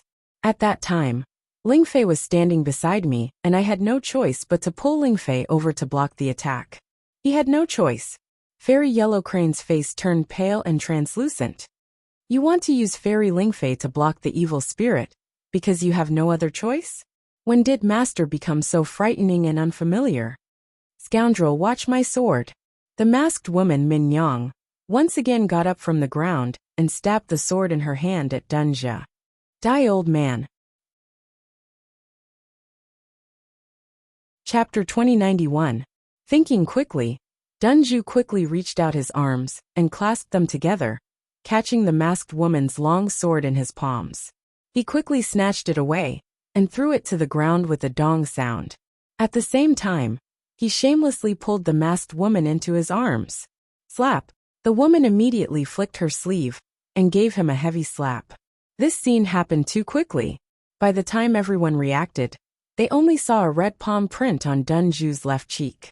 A very distinct palm print was left behind by 5 fingers. The scene was too beautiful, and some couldn't bear to continue watching. All of a sudden, she really wanted to weep, but when she met Xiaomu's calm and warning gaze, she restrained herself a bit. He turned to the crowd and said, "Everyone, I'm truly sorry that such a thing happened at the banquet. Let's end today's banquet first. After this manor head has dealt with these people, I'll invite everyone to another banquet to apologize." Everyone saw the red palm print on his cheek, and his appearance was a bit strange. They all held back their laughter and nodded before leaving. After everyone left Shentian Prefecture's main hall, Dunju finally couldn't bear it anymore. He turned around and roared at the masked woman, who had fallen to the ground and had her neck and shoulders held down by several Shentian Prefecture soldiers. "Don't hit people in the face, you know? This is too much. Min Yang." Manor head, Min Yang dared to openly gather so many people to assassinate you. It's obvious that she doesn't put our Shentian Prefecture in her eyes, Madame Feng said with conviction. This woman must be executed immediately. If manor head can't bear to do it, this concubine can do it for you. No need. Dunju waved his hand and stopped Madame Feng from continuing. Return to your own court first. You don't need to interfere with the interrogation of Min Yang. Let me handle it fully. Madame Feng gritted her teeth and said word by word. Manor head, Min Yang attempted to assassinate you first, and then ruined the banquet. She also alarmed His Highness the Crown Prince and the Crown Princess. If we don't punish her, will there still be rules in the entire manor?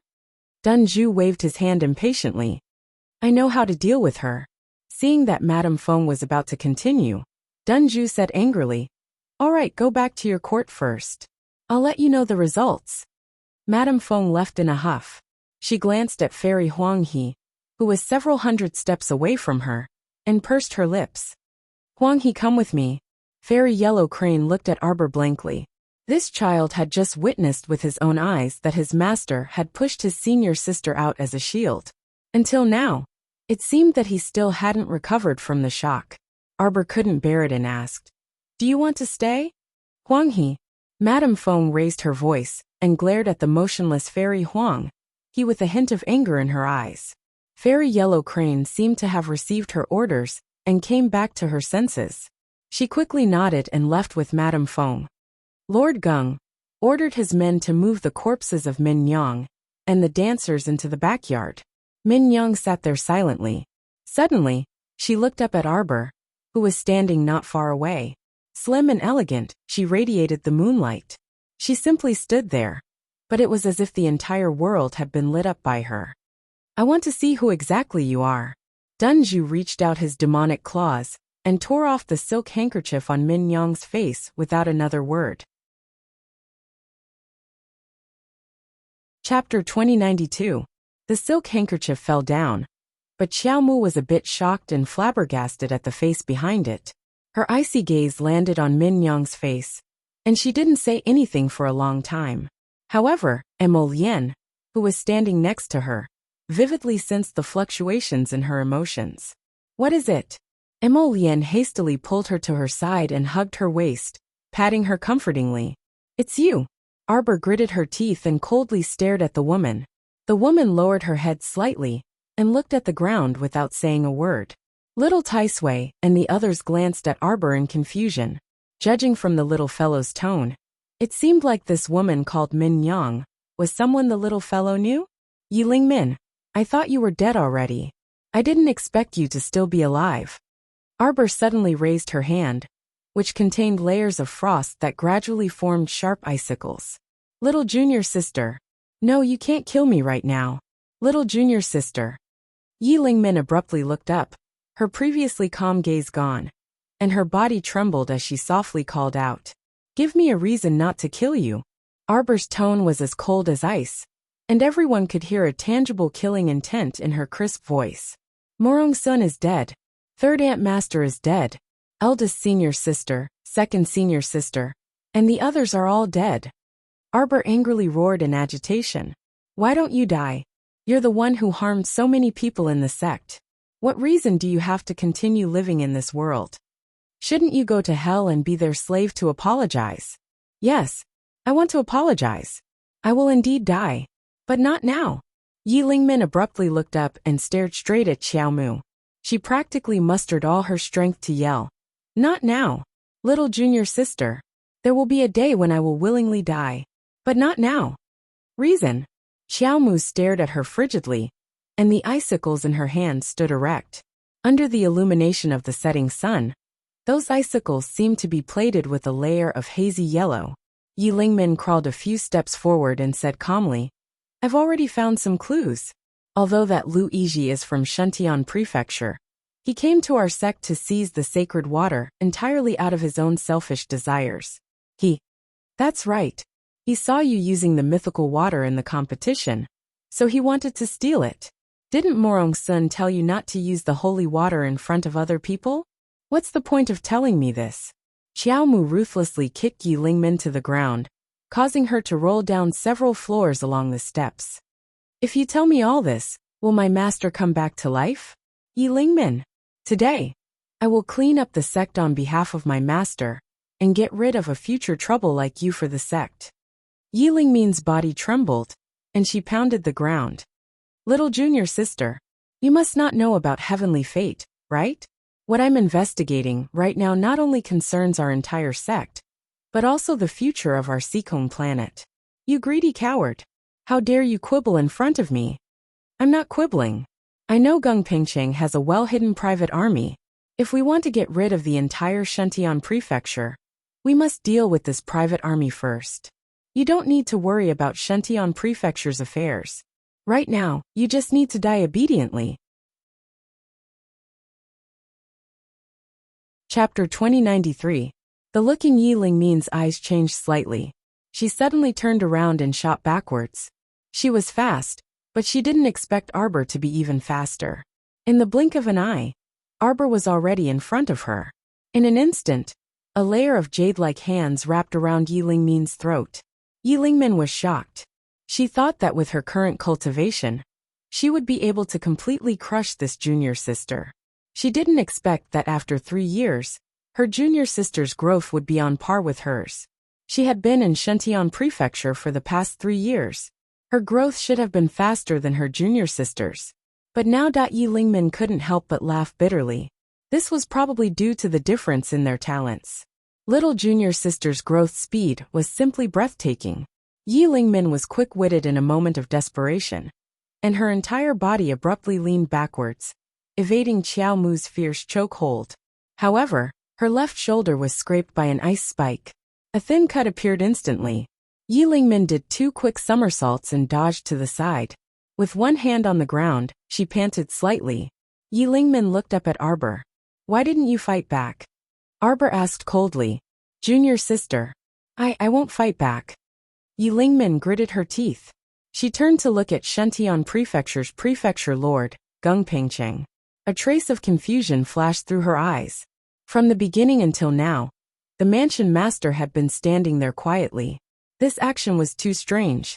She didn't have time to think. She flipped over and jumped onto the back of a goshawk that appeared in the sky. Junior sister, I will definitely give you an explanation. Yi Lingmin threw out this sentence and flew away with the goshawk. Arbor didn't make a move. The others didn't either. Miss Chiao's eyes were like torches. She stared in the direction Yi Lingmin left. She suddenly turned around and walked out of Shentian Prefecture without saying anything. In the courtyard of Shentian Prefecture's matriarch Madame Feng, the crown prince of Shenzhou and the others have just left. Ahem. Madame Feng listened to the guard's report and nodded. Although she had grabbed the Ling Fei to block it, it was still the power of the explosion, and it had happened at close range. The aftershock of the explosion had also affected her. In addition, he had suffered some injuries before, so his current condition was not very good. Ling Fei had been placed on a stretcher made of vines and grass. It was now parked outside the courtyard, and looked to be on the verge of death. As for Fairy Yellow Crane, she stood far away in a daze, staring blankly at Madame Feng. Seeing her like this, Madame Feng's mood worsened.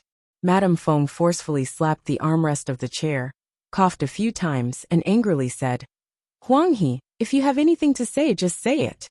"Master, I feel that the matter of you pushing senior sister Ling Fei out, it was not right at all." Without waiting for Fairy Huang He to finish, Lady Feng's face darkened and she said angrily, "You don't need to care about this matter. Go and rest." "But master..." "Shut up." Madame Feng flew into a rage out of humiliation and scolded, "Things have already come to this. What else do you want me to do?" Fairy Yellow Crane's head drooped. There were some different emotions in her heart, as she slowly dragged her feet back to her courtyard. It was her master who had clearly told her to say whatever she wanted to say. In the end, she was chased away by her master before she could even finish a sentence. Looking at the boundless road ahead and the broken branches and shadows in the courtyard under the setting sun, Fairy Yellow Crane's heart felt stuffy, as if she was holding in a breath. It was very uncomfortable. Chapter 2094. When night fell, a heavy downpour accompanied by thunder boomed. Fairy Yellow Crane hadn't been sleeping very well to begin with. Now that she was struck by lightning, she jumped up in fright. She pushed open the window and looked at the pouring rain outside. The pitch-black curtain of the night seemed to have a hole in it, and the rain poured down from above. A familiar scream suddenly entered Huang He's ears, causing her entire body to tremble. The maid beside her pushed open the door, took a cloth from the shelf, and wiped the rain off her body. "Miss, the night is cold. Why are you standing at the window in such a strong wind and rain?" Huang He hurriedly walked towards the door.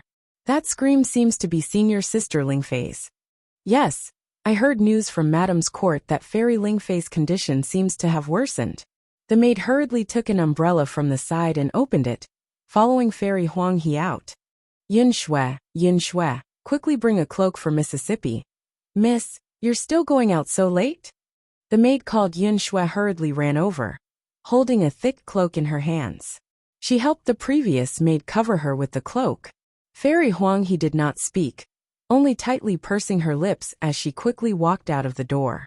Yin Shui hurriedly took an umbrella and opened it as well. The three of them, master and servant, walked quickly through the pouring rain to Madame Feng's courtyard. Creak. When the door opened, Fairy Huang He did not care about the maid holding the umbrella for her, and hurriedly walked in. However, there was no one in the court. Huang He stood in the empty courtyard in astonishment.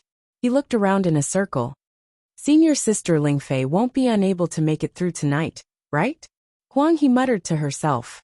Although Ling Fei had a bad temper, after so many years together, she had long regarded her as a sister. Master is so ruthless." "Miss, there's no one here. Why don't we go back first?" Yin Shui was a little timid. She pulled Huang He's hand, and could not help but mutter softly. The other maid didn't say anything. She stood beside Huang He and tried her best to hold an umbrella for her, shielding her from the storm. However, the rain was too heavy. How could two oil paper umbrellas block it? The master and servant trio had come all the way from their own court, and were already covered in rain. "Let's go in and take a look. You guys stay here. Yunshui, wait for me at the door. I'll go in with Mississippi. Changfeng, miss, be careful." Fairy Yellow Crane took large strides and ran towards the corridor. She followed the 10-meter-long corridor, and searched for Fairy Ling Fei from room to room. Changfeng's whole body was soaked by the rain. At this time, her whole body was shivering, but she gritted her teeth and asked, Miss, there is something wrong here." Something was not right. Not even a servant girl who did rough work was in her master's courtyard. Where did everyone go at this time? The master and servant looked at each other, and continued to walk to the backyard with full vigilance. After entering the most remote room in the backyard, Fairy Yellow Crane's footsteps paused slightly as her gaze focused on the bookshelf at the side. There seemed to be a passageway that the people who entered were careless and did not completely close. Therefore, the gap was especially eye-catching at this moment. Fairy Yellow Crane's eyes were sharp, and she instantly saw it. Mississippi, the maid held her arm nervously. Huang He took a deep breath and steeled her heart. Let's go. Huang He quickly walked into the passageway with Chang Feng. Chapter 2095. This passageway was not long, and there were only a few dozen flights of stairs down. Soon they reached the end. Two fiendish stone lions appeared in front of them, one on the left and one on the right, squatting there like door gods. Fairy Yellow Crane could not help but feel puzzled. I wonder if the master knows about this secret passageway in master's backyard. Young miss, listen. Chang Feng suddenly said. Fairy Yellow Crane naturally already heard it. It was senior sister Ling Fei's painful cry that came from the depths of the dark passageway. Young Mississippi Chang Feng suddenly grabbed Fairy Yellow Crane's hand, her whole body trembling. She did not know why, but she seemed to have a bad premonition in her heart. She kept feeling that this place was very dangerous, and it was best to leave as soon as possible. Stay here, Chang Feng. Fairy Yellow Crane decisively threw down these words and hurriedly walked inside. At the end of this passageway were several small rooms with iron doors. When Fairy Yellow Crane walked over, one of the iron doors suddenly made a bang sound, and then a withered hand like dry wood was placed on the small window of the iron door. Yellow Crane inexplicably jumped in fright and abruptly turned her head. With just a glance, she was so frightened that her whole body shrank back. Senior sister? She took a step forward and leaned against the small window of the iron door, staring straight at the person with disheveled hair inside, whose face was almost indistinguishable. Beautiful fairy? The maid who followed her young miss also stared with round eyes, looking at the person inside the iron door in disbelief. Yellow Crane only felt her heart beating violently.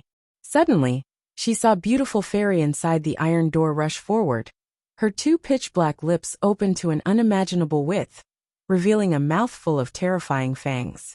Yellow Crane's hand shrank back, causing the fangs to fall through the air. Chang Feng hurriedly grabbed her young miss and pulled her back several steps. Young miss, what is this place? Why is beautiful fairy here? Yellow Crane was also very puzzled. Several months ago, beautiful senior sister was seriously injured in Jilu City.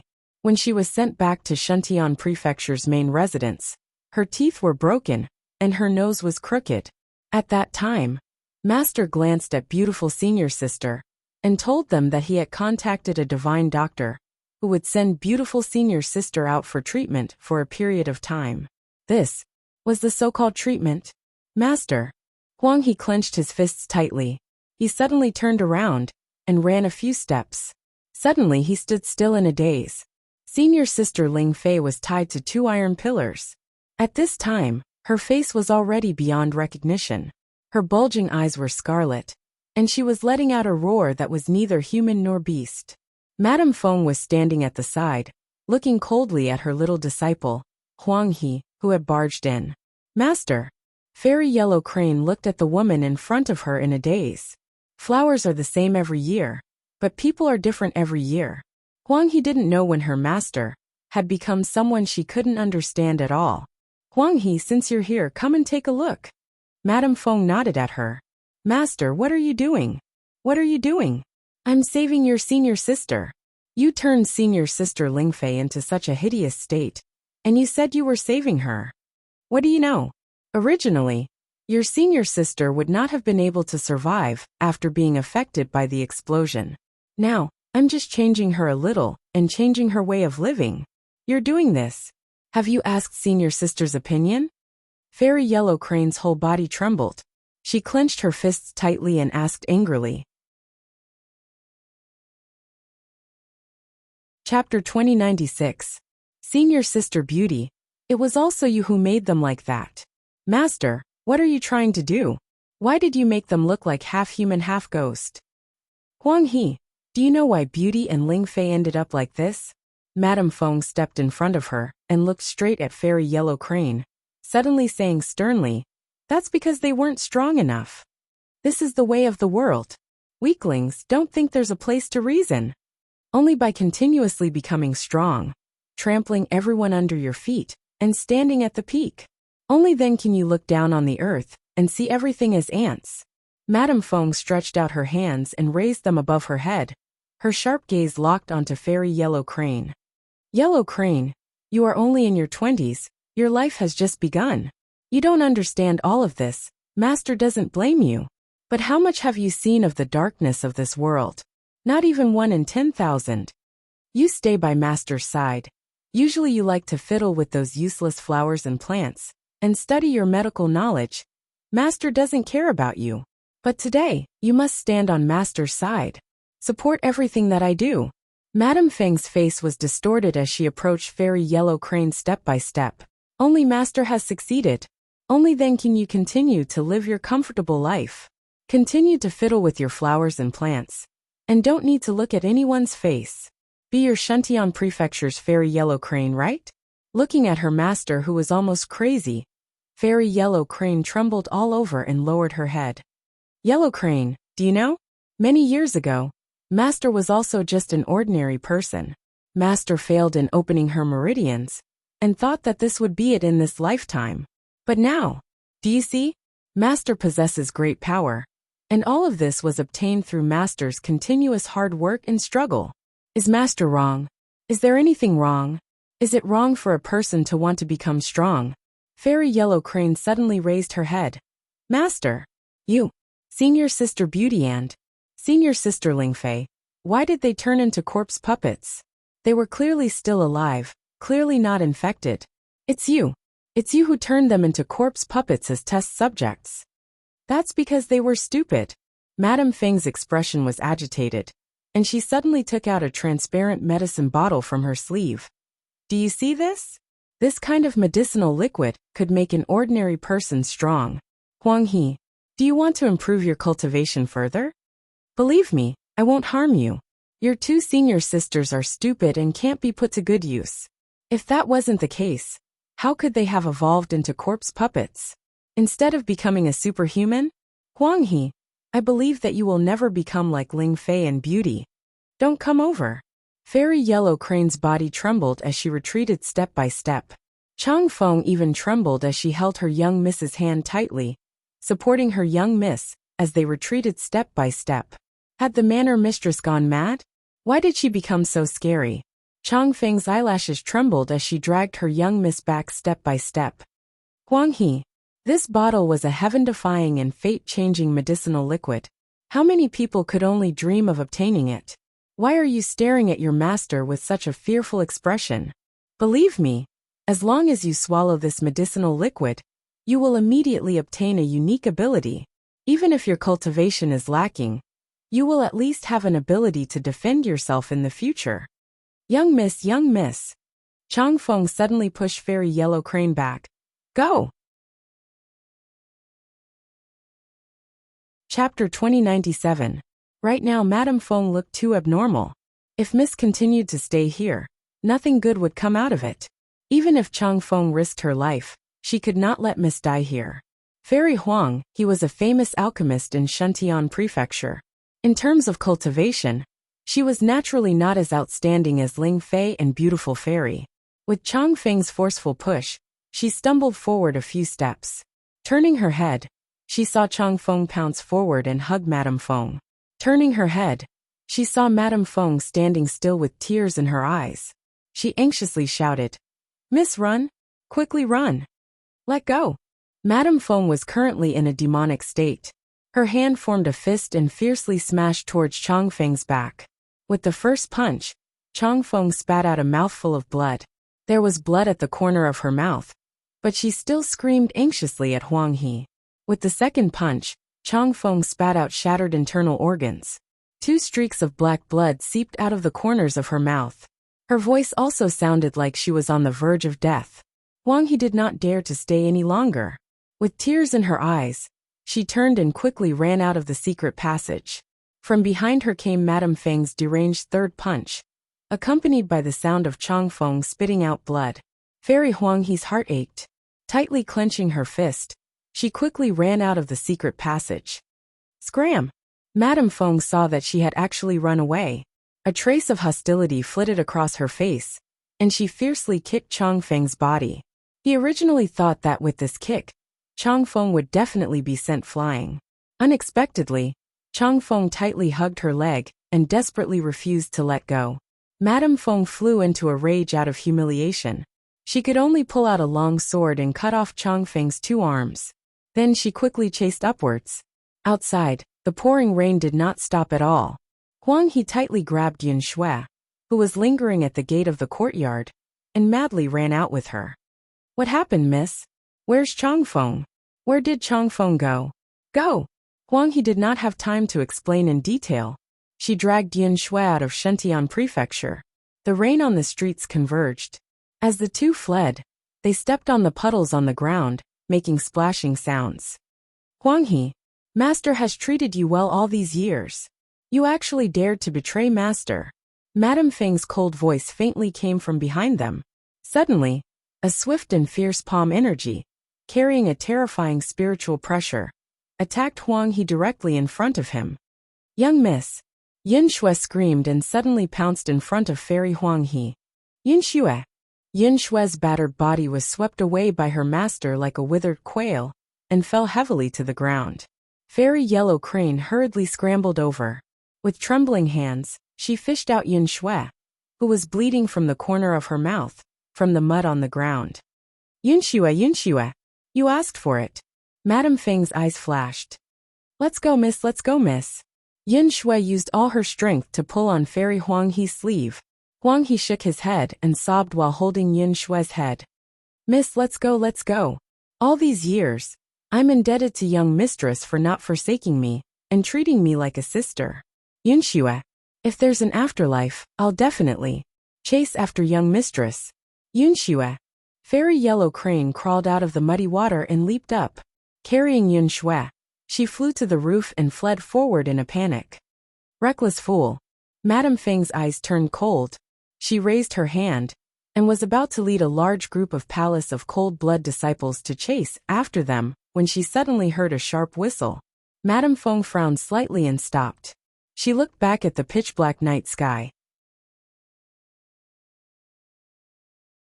Chapter 2098. The whistle sounded several times, a total of 8 times. Madame Feng knew that they could not stay any longer. She hurriedly led the disciples of the Palace of Cold Blood away. Boom! Outside the window, a flash of lightning woke Arbor up. He slowly opened his eyes in the dark night. He turned his head to look. Outside the window, heavy rain poured down, accompanied by the sound of thunder and lightning.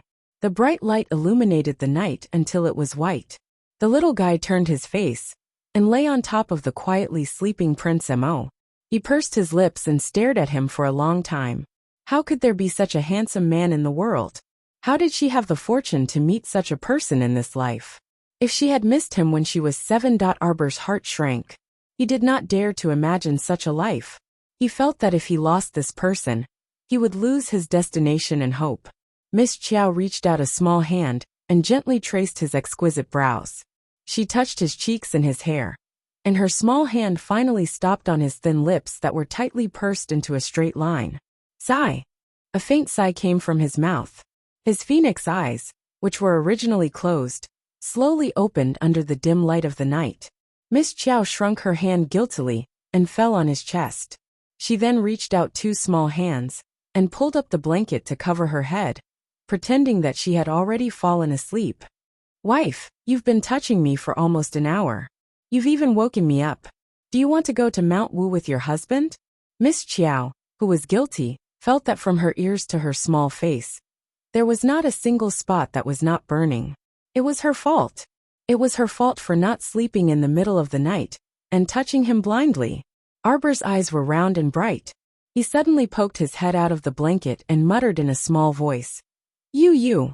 If you can't endure it, then, you don't have to endure it anymore. Mo Lian was startled.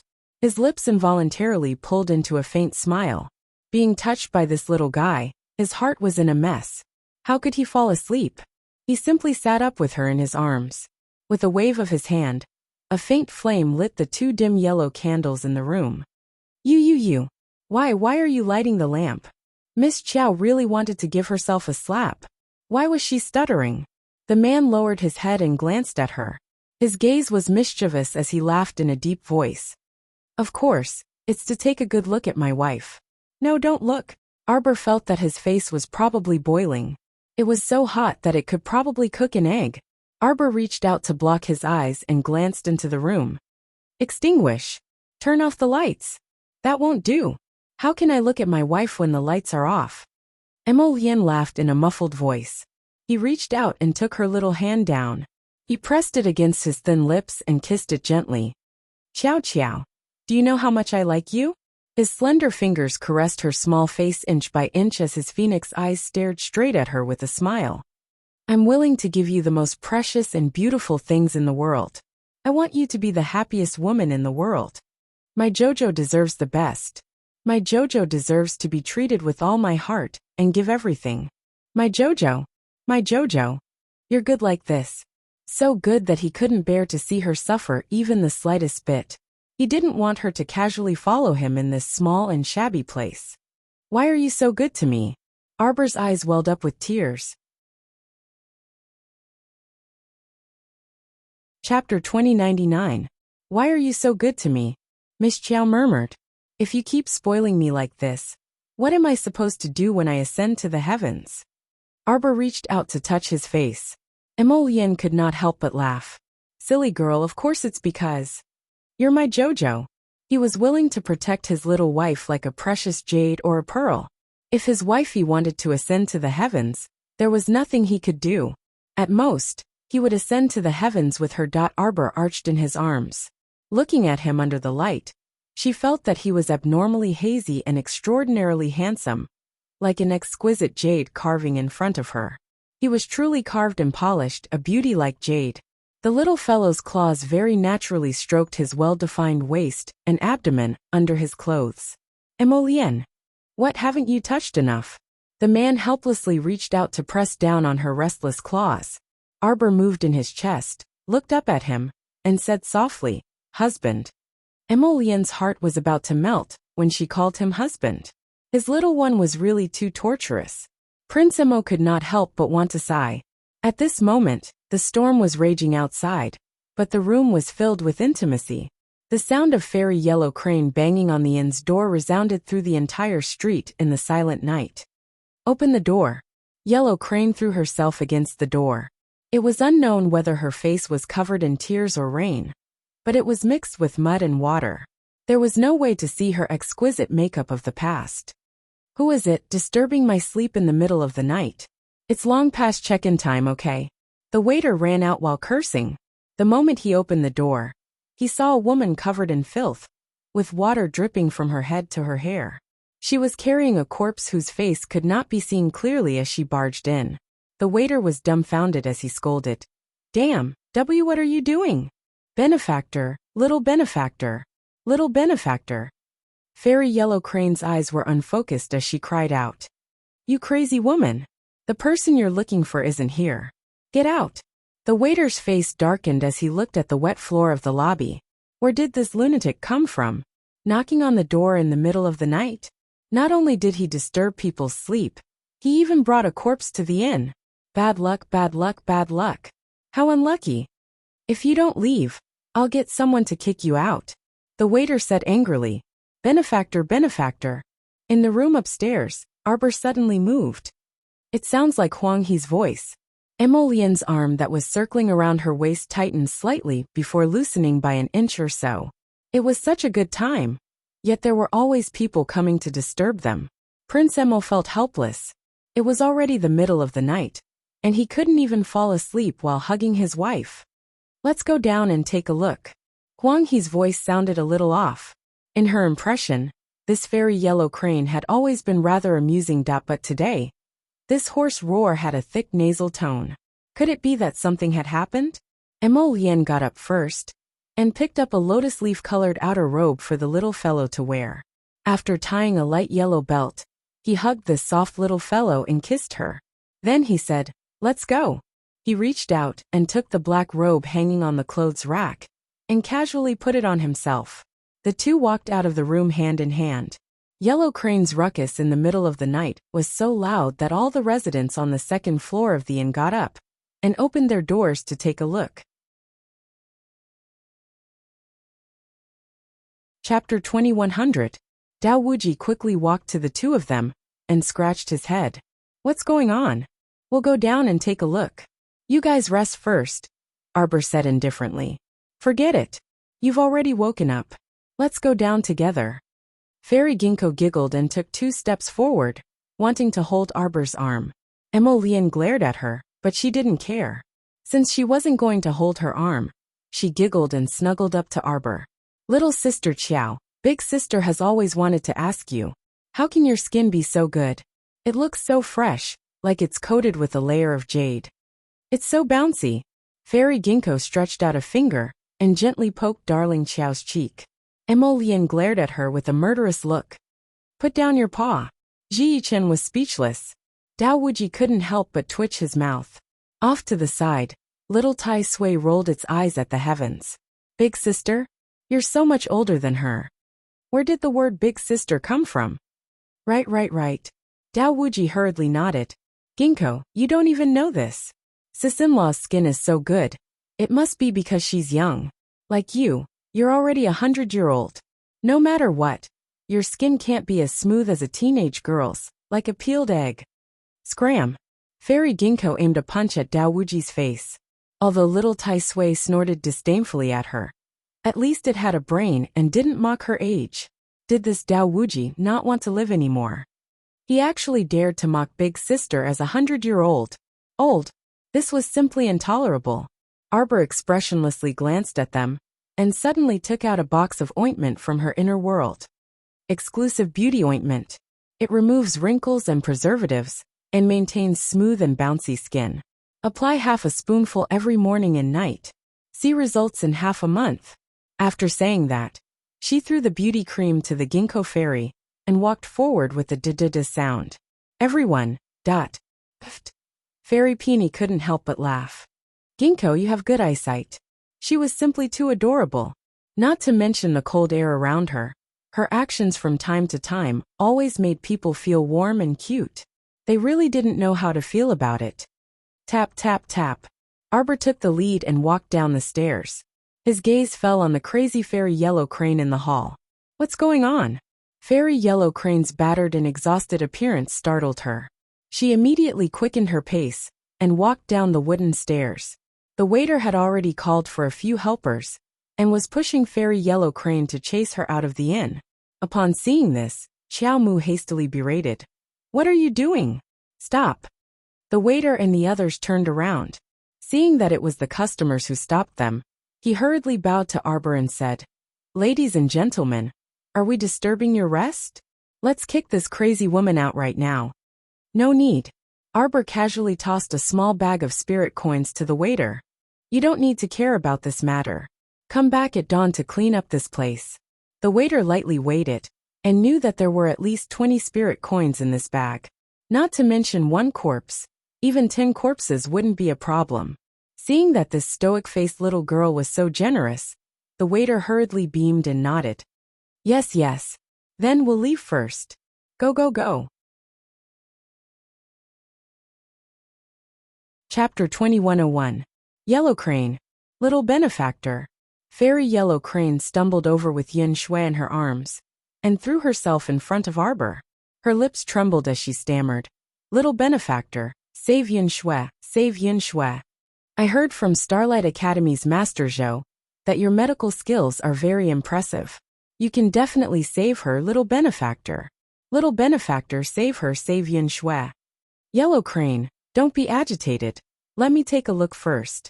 Arbor saw her agitated expression, as if she had gone mad, and hurriedly reached out to comfort her. Fairy Yellow Crane clenched her fists tightly, kneeling beside Arbor. The water stains on her hair, the rain and mud on her body, made her look very miserable. Arbor did not know what happened to her, and had her put Yin Shui on the ground. He reached out to touch Yin Shui's carotid artery, and slowly turned to look at Fairy Yellow Crane, who had a dazed expression and was staring blankly. I'm sorry, she's already dead. Fairy Yellow Crane's tears streamed down her cheeks. She was completely dumbfounded. Yellow Crane, Arbor softly called her twice. Fairy Yellow Crane suddenly reached out to hug Yun Shue's cold body and wailed. I'm useless. I'm just a black-grade alchemist, what am I? I gave her so many pills, and none of them were useful. I couldn't even save Yun Shue. I let Changfeng and Yun Shue die in vain. I let them down. Yellow Crane. Little benefactor. Have you tasted the feeling of losing everything? Yellow Crane's voice was hoarse, almost to the point of whispering. I already have nothing now. Sect. Her sect could no longer tolerate her. Master actually wanted to turn her into a monster in a deranged manner. She escaped, but implicated the two mates closest to her. She really had nothing left. Arbor only felt his heart ache, and reached out to hold Fairy Yellow Crane's dirty shoulder. I can tell you with certainty. I have. 3 years ago, I was like you, feeling as if I had lost everything. But in fact, as long as we don't give up on ourselves, no matter how difficult it is, no matter how bumpy the road is, we can start over. Fairy Yellow Crane lay on her shoulder, crying like a lost child. Tears and snot flowed down her face, and her heart was broken. Can I really start over? Sure. Is that really okay? Yes. Arbor's firm and gentle voice repeatedly sounded in Fairy Yellow Crane's ears. Little benefactor, do you know? Master wasn't like that before. She's really good. Fairy Yellow Crane murmured. Really good. I don't know when she started to become so scary and cold-blooded. Can he still be my master? I'm so tired. Little benefactor, I feel like I'm at a loss. I don't know where the road ahead is. Arbor reached out and tightly grasped her ice-cold left wrist. Yellow Crane. Seeing Yellow Crane gradually faint on her shoulder, Arbor reached out to support her, and beckoned to Fairy Peony and Ginkgo. Come help. What's the matter with this clown? Fairy Peony and Ginkgo flashed to her side, and raised their hands to support Fairy Yellow Crane. I don't know for now. Arbor looked up at Emolien. The latter nodded at her. I'll tell Tong to investigate. Chapter 2102.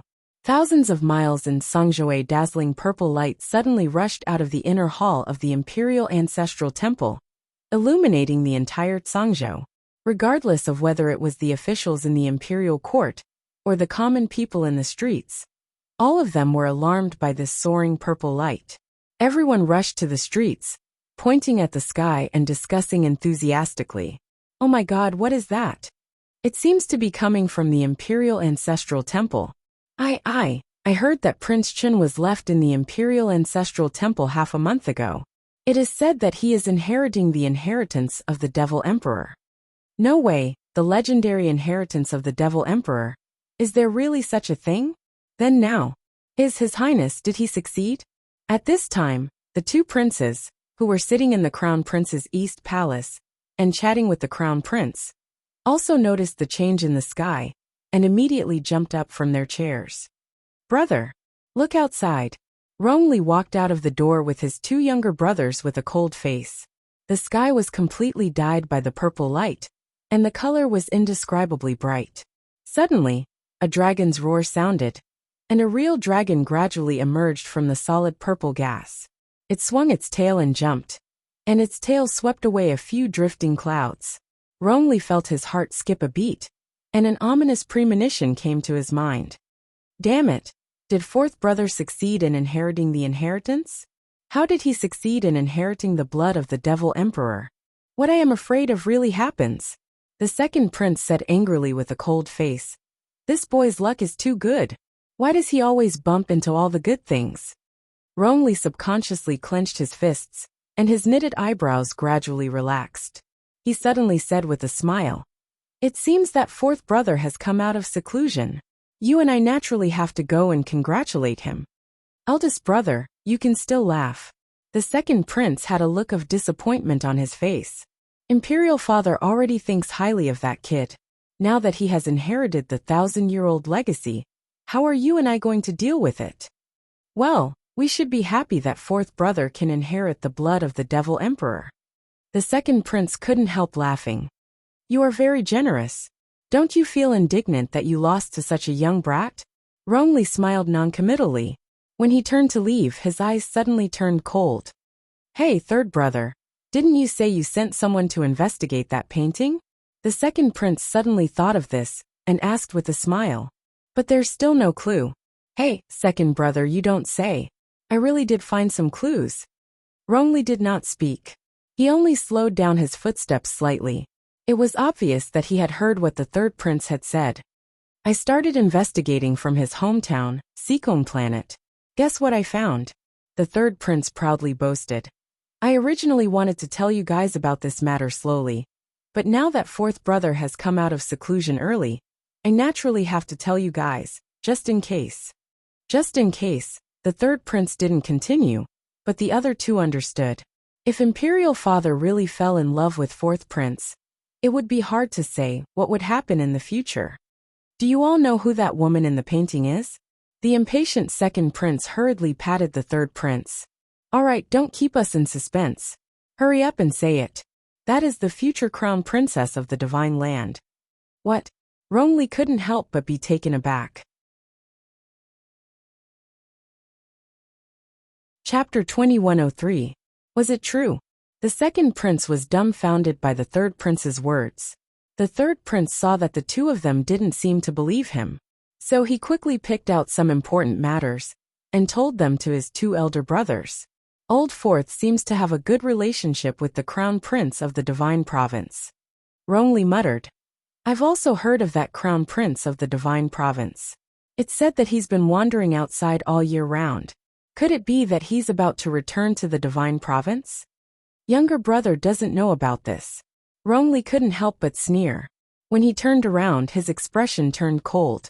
It seemed that this fourth brother of his really wasn't simple. The second prince paused and said, Hey, how about we bring that painting and go see Royal Father? Rongli's expression flickered, and he calmly revealed a hint of embarrassment. That's not very good. We're not going to make things difficult for him. Aren't we all planning for his sake? Who knows? Royal Father might be happy and make a decision for our good fourth brother. So what if she's the future crown princess of the divine province? Isn't she still the crown princess of the divine province? Rongli's eyes flickered. In reality, he had long wanted to expose this matter to Royal Father. But he had always lacked an opportunity. Since the third prince was willing to take the lead, he naturally wouldn't dissuade him. Instead, he had to properly thank him for his righteous act. Go quickly. If Royal Father knew that he had such a cowardly son, he would definitely be very happy. On the other hand, Duan Yu had just stepped out of the Imperial Ancestral Temple when he was stunned by the carriage that came to welcome him. The officials who came to pay homage to the Fiend Emperor's bloodline all looked up at the tall and slender figure standing at the entrance of the Imperial Ancestral Temple, and they couldn't help but be spellbound. They couldn't pinpoint what had changed, but they felt that Prince Qin was very different from half a month ago. His entire aura had changed, right? Or perhaps the hidden cold sharpness in his eyes had changed. At this moment, His Highness looked especially reserved, like a treasured sword with hidden edges that could be used at any time to deliver a fatal blow. This old official, Wu Yong, greets Your Highness Prince Chen. No need to be so courteous, Left Prime Minister, Duan Yu said coldly.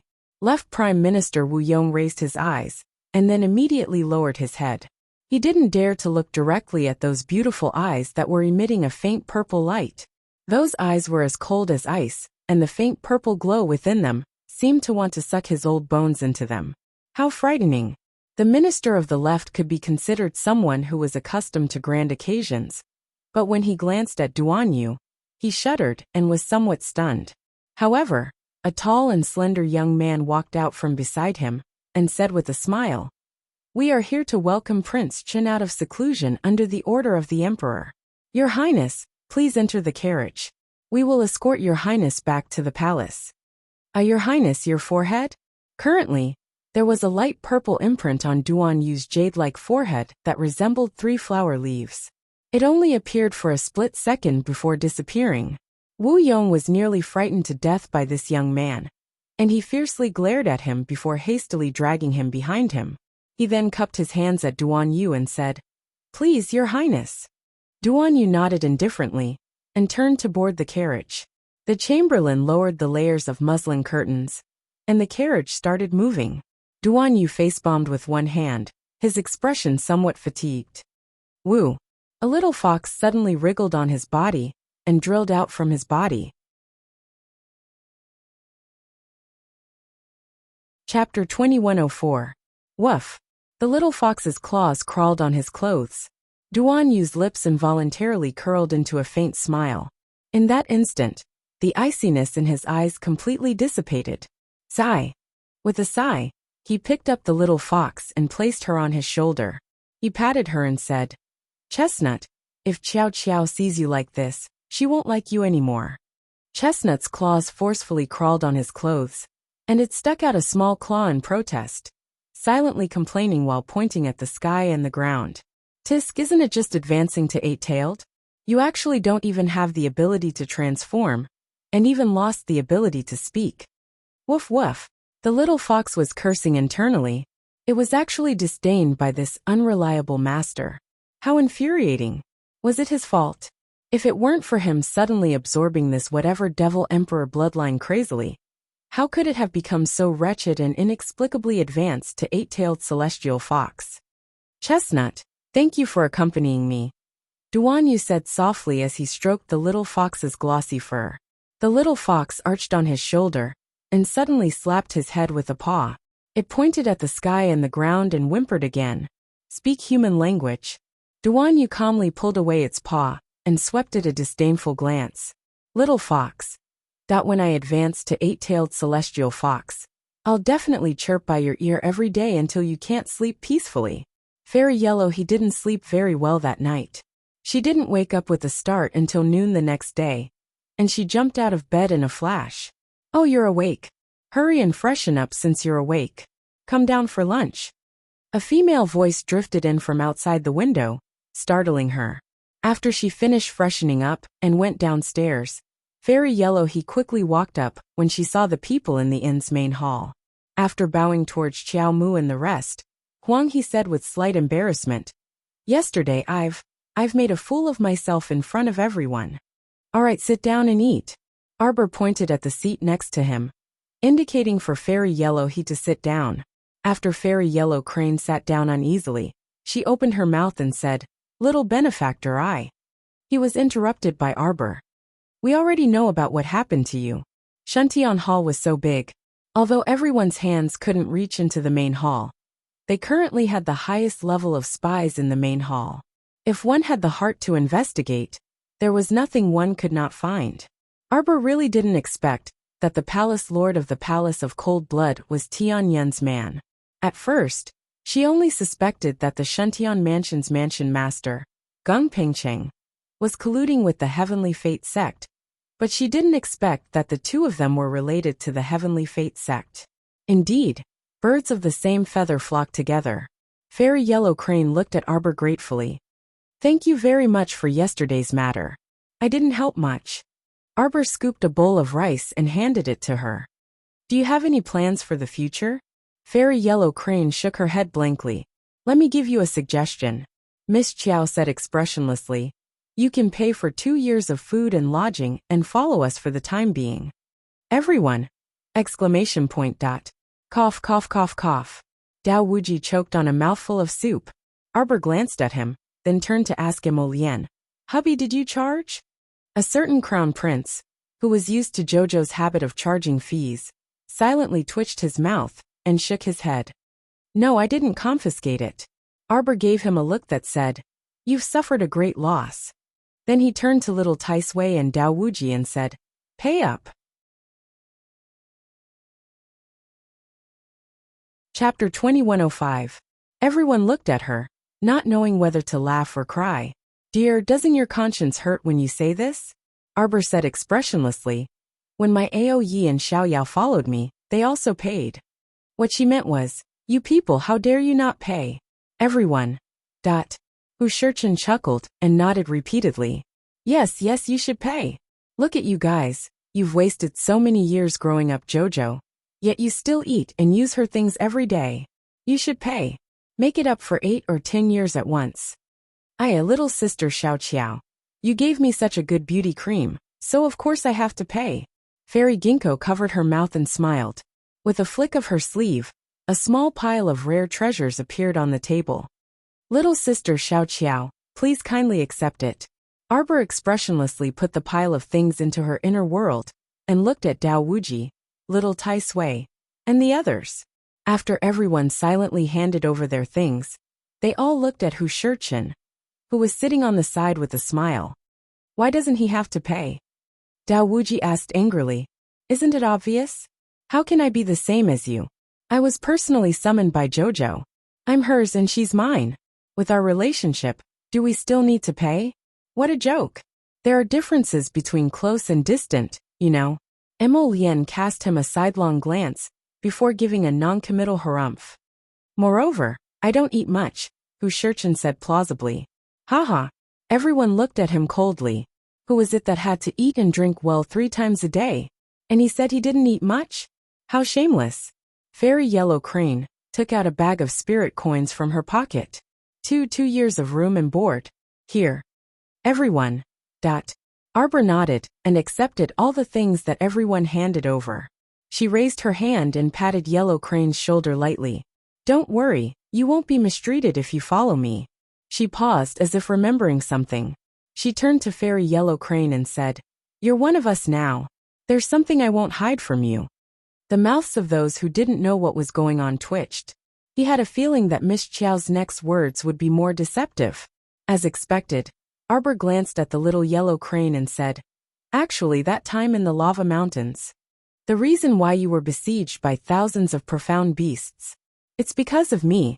I sprinkled some medicinal powder to attract profound beasts, and attracted the group of profound beasts over.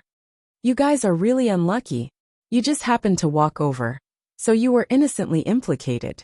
Then, we'll need to hunt a bunch of beasts for the entrance exam of our top-notch academy. It'll be troublesome to find them all over the place. That's what I came up with. Everyone was speechless. The corners of Emolien's mouth twitched, and she couldn't help but put her hand to her forehead. The little fellow's serious face was expressionless as he continued. Saving you afterwards was also an unintentional act. I'm not as selfless as you think. As teammates, we'll be on the same side from now on. I have to tell you this. Don't worry, I won't cheat you in the future. Everyone. Pft. Fairy Ginkgo guffawed. I can't take it anymore.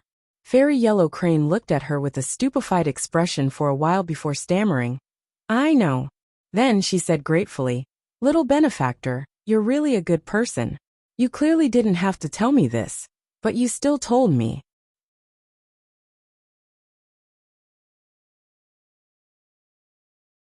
Chapter 2106. Don't worry. We'll forget about our past lives and start anew in the future. I, Huanghe, acknowledge you as my friend. Arbor was speechless. He had been given the good guy card for no reason. Xiaomu felt ashamed to accept it, and she patted Huanghe's shoulder as she said, MHM, just call me by my name in the future. Don't call me benefactor, it's so annoying. Okay. Huanghe nodded. I've already sent people to clean up that lady's remains. You can cremate her when you want. Huanghe nodded and subconsciously clenched his fists. Okay. Come with me for a while after we eat. Move aside. Move aside. Move aside. A commotion suddenly came from outside the inn. Arbor and the others looked toward the source of the sound. The people at the door moved to the sides to make way for a wide passageway. A pair of black boots embroidered with gold thread appeared in front of everyone's eyes. He was like jade and his hair was soft. The man was wearing a dark purple robe and had a tall figure. He had a pair of seductive eyes that were slightly raised. He looked very enchanting and charming. A man could actually give people an inexplicable sense of charm. It was really indescribable. Ah, Jojo. That person stepped through the door, as if he had discovered an alien planet. His eyes suddenly lit up, and his gaze landed on Arbor. Emolien put down the bamboo chopsticks in her hand, and indifferently swept her gaze over that person's face. She sneered. So it's young Master Ding. Dingyan pointed at him. You, why are you here? Emolien reached out to hold Jojo's small hand, and coldly glanced at him. Of course I'm here to accompany my wife for a meal. Dao Wuji inexplicably felt that the seductive young master in front of him was probably a little heart-wrenching, that because the other party's expression inexplicably changed, and his expression instantly turned ugly. Move aside, all of you move aside. Scram. Don't block the door. What's all the noise about? Young Master Ding flew into a rage out of humiliation. He turned around and flicked his sleeves. Several ferocious men, who had rushed in, were immediately swept away by a powerful force. Bang! Bang! Bang! They all fell to the ground, their noses bruised and their faces swollen. Surround them. Behind them, a large group of guards rushed in with a wave of their hand. The large group of people surrounded the entire hall of the inn so tightly that not even a drop of water could trickle through. They can't even have a peaceful meal. Wuxia was speechless as he looked at the crowd that had barged in. Under the orders of the manor lord's wife, we are here to bring Fairy Yellow Crane back to the manor. The leader of the guard shouted and raised his hand. Take her down. At this time, young Master Ding had already walked to Arbor's side and asked with a smile, Jojo, do you need help? Why are you here? This was the question that Xiaomu wanted to ask. She had nearly forgotten to ask after being interrupted by that group of royal guards. Me? I'm here to collect debts. Young Master Ding said with a smile. It's very difficult to do business these days. It won't do if you don't keep a close eye on them. Oh, the little stoic responded and stood up to say to everyone, let's leave after we finish eating. The frightened commoners in the lobby and the shopkeepers who only peeked their heads out of the cabinets looked dumbfoundedly at this young lady, who suddenly stood up. Could it be that this young lady didn't see the group of people who had barged in? She called her companions to leave so easily. Just how big of a heart was this? At this time, the leader of the guard's complexion also turned ashen, and his gaze landed on Huang He. Chapter 2107. Seeing her sitting there motionless, the head of the guard simply had nowhere to vent his anger, and angrily rebuked. What are you all standing there for? Take him down. If there's any resistance, kill him on the spot. Arbor coldly snorted. What a big show. What a big show of power. Let me give you a piece of advice. If you don't want to die, then hurry and leave. Fairy Ginkgo also stood up, her slender waist swaying slightly as she seductively threw a coquettish glance at the head of the guards. The head of the guards stared blankly for a moment, then hurriedly regained his senses. His cold face flushed red, and he hurriedly shouted angrily, Hurry and surround them. Yellow Crane, I advise you to surrender without putting up a fight. Don't cause any more trouble. Just as he finished speaking, a black figure slightly swayed in front of them, and instantly arrived in front of the head of the guards. Where's all this nonsense coming from? Emolien's palm slapped over, heavily landing on the other party's chest, directly sending that head of the guards flying backwards, crashing out of the door with a loud bang. After being stunned for a while, the head of the guards was unable to crawl up, and just as he raised his head, he started coughing out blood. Emolien's expression was indifferent as she stood at the entrance of the inn. With a light flick of her sleeve, the entire row of people standing there, along with their head of the guards, all fell out of the inn. Like a human pyramid, yo-yo-yo they piled up into a pile. After cleaning up the eyesores in front of him, Prince Emo turned around, and his figure flashed back to his wifey's side. Naturally holding her little hand, he chuckled softly. Let's go, Jojo. Let's not bother with those idle people. Arbor nodded her little head, and her little hand was held by him as they walked towards the side room on the second floor. Fairy Yellow Crane's head drooped, her face listless. I've already escaped to here. I didn't expect that she still wouldn't let me go. Hearing this, Arbor raised her little hand high and patted the back of her head. I'm here for everything. What are you afraid of? Fairy Yellow Crane was taken aback for a moment, then turned her head and smiled at her. Isn't that so? We'll deal with whatever comes our way. At worst, we'll just kill them all. Fairy Ginkgo chuckled. If it wasn't for the perverse and ruthless look in her eyes, everyone in the hall would have thought that she was just joking. After everyone entered the room, they sat down in a circle. Arbor extended his hand and retrieved a wisp of soul remembrance from the storage talisman. He glanced back at little Tai Sui and said, Let this dungeon rain stones. Little Tai Sui raised an eyebrow slightly. Are you sure? This guy is just a spiritual sense body. With this rain of stones, he will definitely turn into ashes. No, no, no, no. The Shentian Prefecture's prefecture lord, Gung Pengcheng, was so scared that his entire body was trembling. He knelt in the dungeon and continuously kowtowed to Arbor. At this moment he no longer cared about his dignity.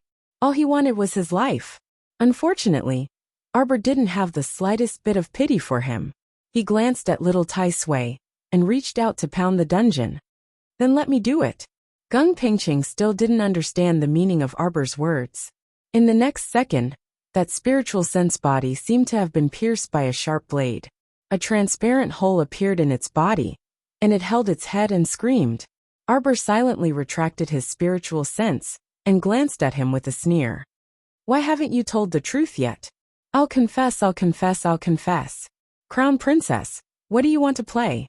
This lowly one will definitely tell you everything he knows. Arbor looked at him coldly. Tell me, who are you working for? Why are you biting me so hard?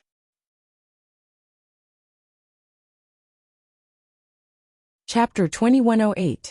It's all my fault. It's me. It's me who targeted the Crown Princess. It's me who repeatedly sent people to kill the Crown Princess. Ah. Gung Pengcheng's spiritual consciousness avatar let out a miserable shriek. Arbor looked at him expressionlessly and coldly. Now that things have come to this, you'd better confess the truth. Who exactly are you working for? Speak. She didn't believe this person's lies. If one were to talk about interactions, before she stepped into Shentian Prefecture, she had never met the prefecture lord of Shentian Prefecture in her previous life. What she was sure of was that a person could not develop hatred for no reason. Emolien's face was also cold as he enunciated each word. In the lower star domain, once you find this little lass, you must make sure that she doesn't have everything that goes her way, living like a piece of trash. She'll struggle at death's door like a dog and never see hope or end. She can't have the chance to go to the divine continent. Once any talent emerges, there's no need to wait for her to grow up miserably. Just obliterate her on the spot. These were memory fragments extracted from Lu Yiji's soul remembrance, and he still remembered each word very clearly. Now that he read it to Gung Pengcheng, his voice was low and pleasant, but even Endless Blade, who had very thick nerves, could hear the ruthlessness in his voice. Arbor suddenly smiled and nodded. His spiritual consciousness condensed into a sword and pierced straight through Gung Pengcheng's shoulder. I've always been very curious about how I've offended you. Why did you have to mess with me like this? Making me live a miserable life and struggling at death's door like a dog. Is this the perfect life path you guys planned for me? Who would have thought that after I crawled out of hell, I would no longer follow the path you guys planned for me? My life would be like a wild horse that broke free of its reins and completely broke away from your control. So, you didn't have the patience to wait for me to come to a miserable end. You were anxious to get rid of me, right? Cough, cough, cough. Gung Pengcheng's spiritual consciousness avatar completely withered and collapsed in the dungeon. His eyes lost focus as he muttered to himself. Don't kill me, don't kill me. You're from Tianyun, right? Arbor said coldly. Are Fan Xiuha and Fan Gu your subordinates? Gung Pengcheng shook his head in a daze. You still want to lie? Emolian couldn't help but get angry. You really won't cry until you see the coffin. Since that's the case, I'll roast your spiritual sense body for 49 days and turn you into a tonic for my purple flame divine fire. Gung Pengcheng's pupils constricted, and his mind completely cleared. He struggled and shouted, Your Highness, spare my life. Your Highness, spare my life. Old Gung made a move on the Crown Princess in a moment of confusion. But before that, I didn't even know the true identity of the Crown Princess. That's why. Shut up. Emolian shouted angrily. I don't know his identity. These words might work on children, but not on them. From the time he and Jojo were betrothed to the completion of the wedding ceremony, everything was under the eyes of the world. If Shentian Prefecture's prefecture lord wanted to keep an eye on Jojo, how could he not know these details? He was probably afraid that Jojo would grow, so he did it on purpose. A cluster of burning purple flames suddenly fell on Prefecture Lord Gung's spiritual consciousness avatar. The scorching flames coldly covered his body, and a feeling of ice and fire alternating gradually spread in his heart. That burning sensation was truly too unbearable.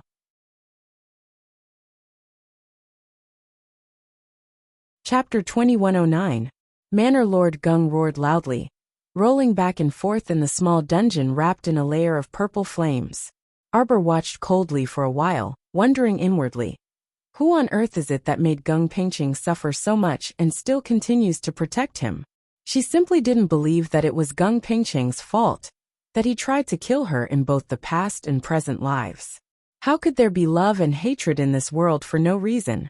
The person hiding behind him was too well hidden. Perhaps. Why don't we search his soul? Arbor turned to look at Emo Lien and Yuan Shichen. Can we search his soul based on his current appearance? Yuan Shichen nodded. We can, but after we search his soul, he'll soon die, and will no longer be able to live in this world. Before Arbor could react, a tiny person huddled in a corner of the dungeon hastily crawled up and said anxiously, "No, don't search my soul. My soul, you can't search it. Do you want to search it?" No one would accept Gung Pengqing's suggestion. Yuan Shichen only turned to look at Arbor, her expression telling her to make the decision. Arbor nodded resolutely. Search. She wanted to see who it was that insisted on making enemies of her, in both the past and present lives. Yuan Shichen reached out her hand, and the dungeon was stuck to her palm. Gung Pengqing's soul was trembling in fear. He kowtowed to Yuan Shichen and said, "No, don't kill me, really don't kill me. I've confessed everything. Please let me go." As a terrifying force cut into the depths of his soul, Gung Pengqing's body of spiritual sense gradually became weak and transparent. His whole body was like a small white flower swaying in a storm, on the verge of collapse. He looked somewhat pitiful. Suddenly, Gung Pengqing's soul let out an earth-shattering roar. Yuan Shichen's body swayed slightly, and she actually retreated a few steps. Seeing this, Emo Lien supported him with one hand. With a wave of her sleeve, several purple flames soared and surrounded Gung Pengqing, who was waiting for an opportunity to escape. Just now, because of the impact of the two forces, the earth pillars that were added to the prison had collectively disappeared. This cunning fellow had almost escaped. Yuan Shichen shook his head and looked angrily at Gung Pengqing. There are at least 9 restrictions in this person's consciousness. I can't search his soul for now. 9 restrictions? What was he guarding against? Xiaomu's eyes narrowed slightly. The more this was the case, the more interested she was in the things hidden in this person's brain. This Shuntian Prefecture's prefecture lord was truly generous. Since that was the case, Arbor didn't want to talk to him anymore. He directly grabbed the person who was being burned by the purple flames. Since you're so unafraid of death, then I'll let you suffer a total of 49 days of burning. After saying that, he no longer looked at that person happily, and directly stuffed Gung Pengqing back into the storage talisman. Yuan Shichen smiled faintly. I'm guessing that he won't be able to make it through tonight. Meanwhile, the Emperor of Zhangzhou was sitting on the throne with hundreds of steps high above. He was staring at the painting presented by the third prince with a gloomy expression. Have you found out? It's true. The person that my fourth brother likes is probably the fiancé of the crown prince of the divine land. The Emperor of Zhangzhou only felt that his head was throbbing. His fourth son had come back. It didn't matter if he was not close to his old father. But now what had happened?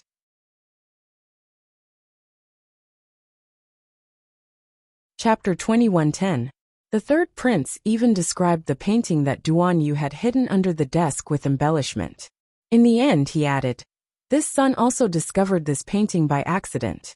That woman truly has limpid autumn waters and jade-like bones, and her icy beauty is unique in the world. This fake painting probably didn't even bring out 40% of her charm. No wonder fourth brother would be so attentive to this beauty. It's just that this fourth brother is too ruthless to actually poison the original painting. One of eldest brother's personal attendants was implicated like this and died from the poison, while the third prince prattled on incessantly. Crown Prince Rongli merely stood barehanded in front of Zhangzhou's emperor, without uttering a word. The second prince was all smiles, as he looked up at the third prince from time to time, a meaningful smile on his lips. Their third brother, how should they describe his temperament? On the bright side, he was frank, but on the other hand, he was brainless, easily angered, and impulsive. Tsk. Royal Father's expression was truly unsightly. Enough! Sangzhou's emperor shouted angrily and waved his hand at the eunuch on his left. Go call old Fourth over. Seeing the emperor's wrath, the third prince kept quiet out of fear. Sangzhou's emperor turned to look at the silent crown prince and suddenly asked, "What is crown prince's opinion?" Crown Prince Rongli stepped forward and bowed respectfully. Royal Father, this son believes that fourth brother's actions are truly a bit foolish. If it's as old third said, and fourth brother secretly hid the painting of the future crown princess of the divine province, then I'm afraid it's not conducive to the peaceful coexistence of Sangzhou and the divine province. Nowadays, the situation in the world is changing unpredictably. Outside the three provinces, foreign countries and barbarian tribes frequently eye us covetously. Although Ming Province and us established a peaceful alliance 100 years ago, the vicissitudes of life have changed many times since then. How can we know if Ming Province is still as reliable as it was in the past? Although the three provinces coexist, everyone knows that the divine province is the strongest. Even though the divine province experienced that coup many years ago, it still stands at the pinnacle of the world. This son earnestly requests Royal Father to issue a decree to select a consort for fourth brother. This son believes that fourth brother merely has a youthful temperament and is young and dissolute. In the future, if this matter can be settled, it will definitely be a blessing for our Tsang province. The Zhangzhou emperor looked at Rongli thoughtfully, nodded, and turned to the second prince. Second prince, what do you think? I think the crown prince is right. Rongli silently lowered his eyes and sneered in his heart. His second brother's temperament was completely different from his third brother's, but his ostrich-like behavior was something that he despised. At least third brother still had some guts. As for second brother, he couldn't help but chuckle. Your Majesty, the fourth prince has arrived. All of you can leave for now. Let fourth brother come in. Emperor Sangzhou waved his hand. Your son will take his leave. Rong Li and the other two bowed, then turned and walked out of the hall. The three of them saw their fourth brother walk in through the 4 vermilion doors that were wide open. Beneath her peerlessly beautiful appearance, she was dressed in a moon-white robe. Her long hair hung down to her waist and was not tied up. She looked lazy and undisciplined, but her eyes were sharp. When Rong Li glanced at her, he felt a chill run down his spine. Why was her gaze so sharp and piercingly cold? Greetings, Royal Father. As the three of them left the hall, the 4 doors slowly closed. They could only vaguely hear their fourth brother's clear voice.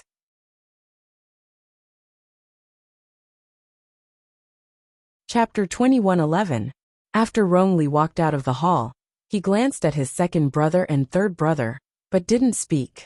Third prince couldn't keep his composure, so he hastily grabbed Crown Prince Rong Li's sleeve as soon as he walked out of the hall.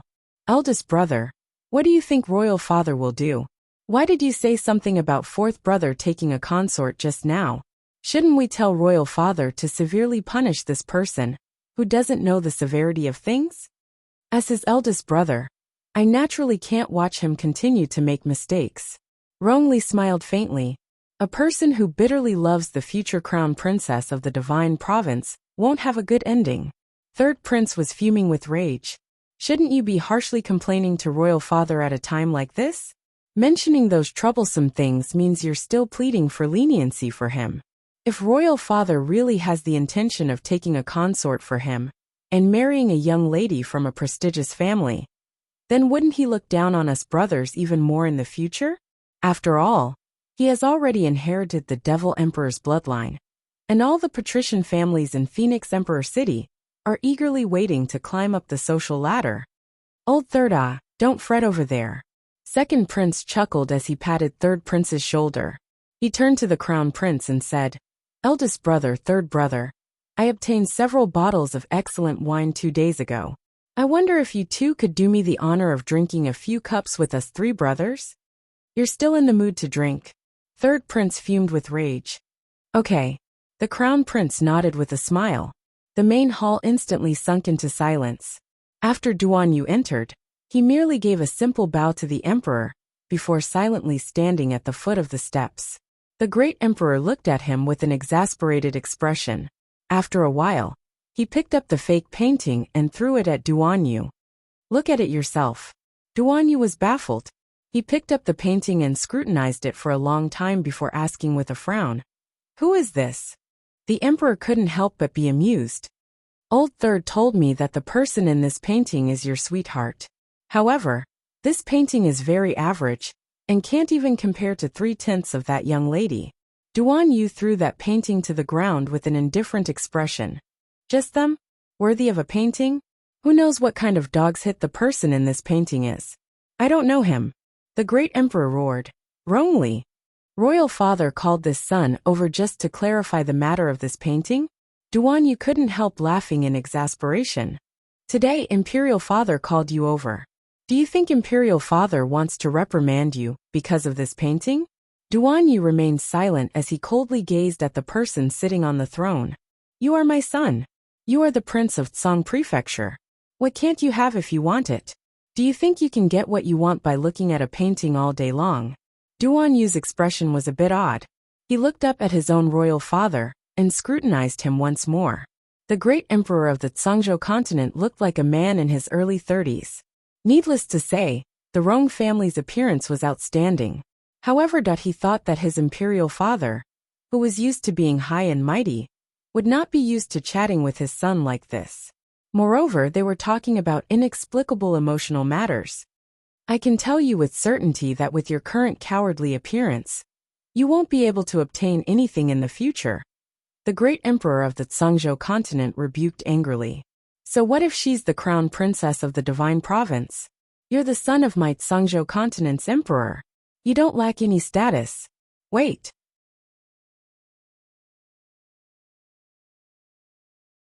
Chapter 21:12. If you don't fight or snatch, how will you obtain what you want? Tsangzhou's emperor said coldly. Duan Yu carefully scrutinized his father's expression. He felt like his father was a bit deranged right now, and was in an extremely strange state. "I don't want to fight," Duan Yu said indifferently. Duan Yu said very indifferently.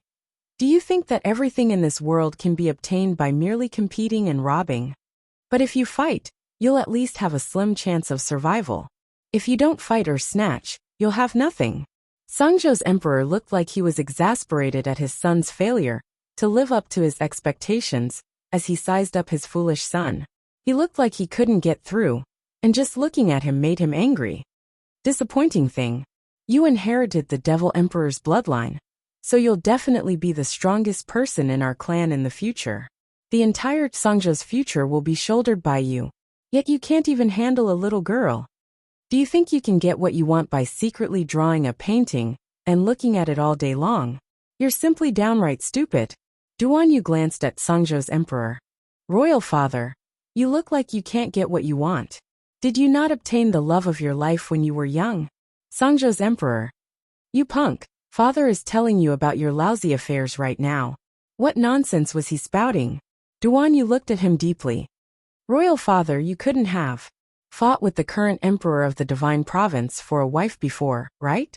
It had to be said that Duan Yu's words came true. Just by looking at Tsangzhou's ashen expression, Duan Yu knew that his guess was correct. No wonder he used that gaze to size him up. How was he sizing up Duan Yu? He was clearly looking at his past self.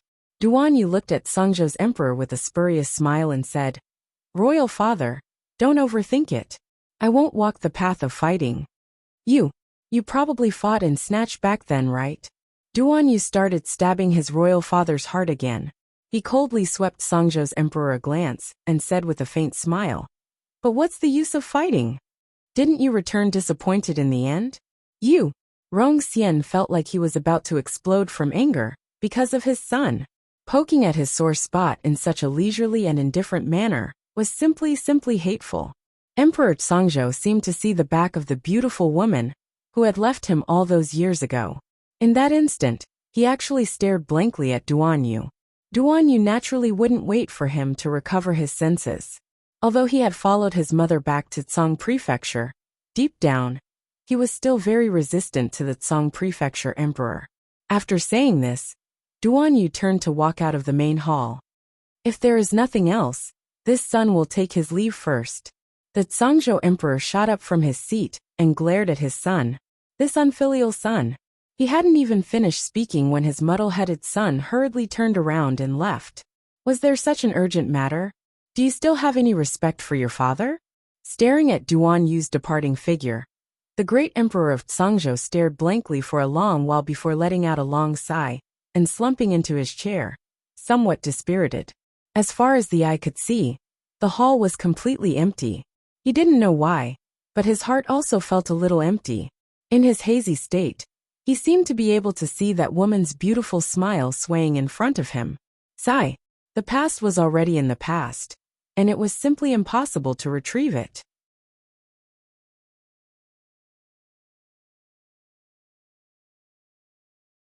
Chapter 21:13.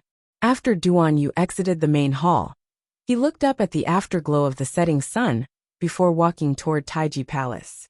Compared to Taiji Palace, he actually preferred the slightly more remote South Qiao Hall. At least when he was in South Qiao Hall, he didn't feel as empty and frustrated as when he was in Taiji Palace. That Taiji Palace was too empty. He really didn't like it. He slowly walked along the towering palace walls. Duan Yu wasn't in a hurry at all, and his footsteps were also very slow. Suddenly, a person with a lowered head walked over from the corner of the palace walls and nearly bumped into him. Duan Yu swiftly retreated 2 steps to avoid this collision. The person was taken aback, and when he looked up at him, his eyes instantly emitting a glint. "Your Highness Prince Chunchen." Duan Yu swept him a glance and discovered that it was the young royal guard who accompanied Wu Yong to escort him back to the palace. He was a bit irritated by his rash behavior.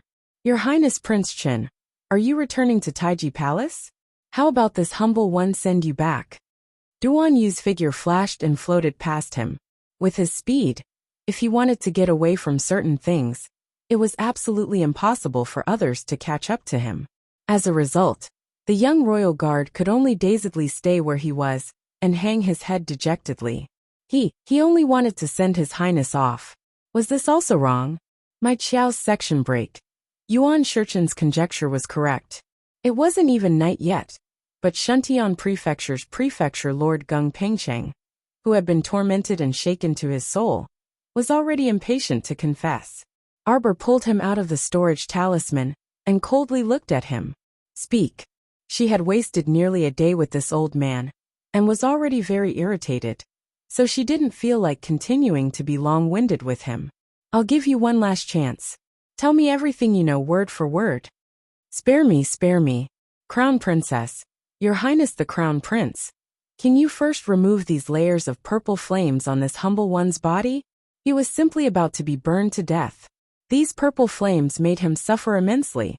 In the end, even with his tenacious willpower, he was unable to resist this wave of trampling and could only submit to the little devil in front of him.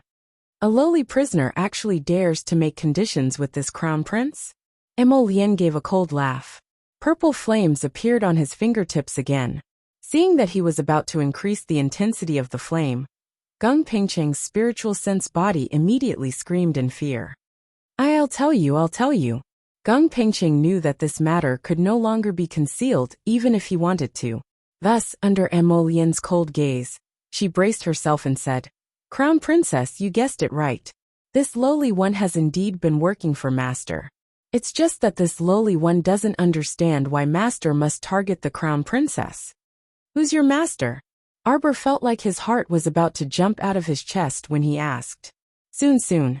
She was just half a step away from finding out who it was in her previous life that forced her to grow up according to their planned growth trajectory. This problem that had troubled her for so many years was about to be easily solved. I don't know my master's name. Gung Pengcheng's words instantly made Arbor's heart sink. Seeing her unworried expression, Gung Pengcheng hurriedly added, but he's definitely a man. Although I don't know his age and appearance. But from his voice, he's still quite young. I'll sleep and wake up to make up for it.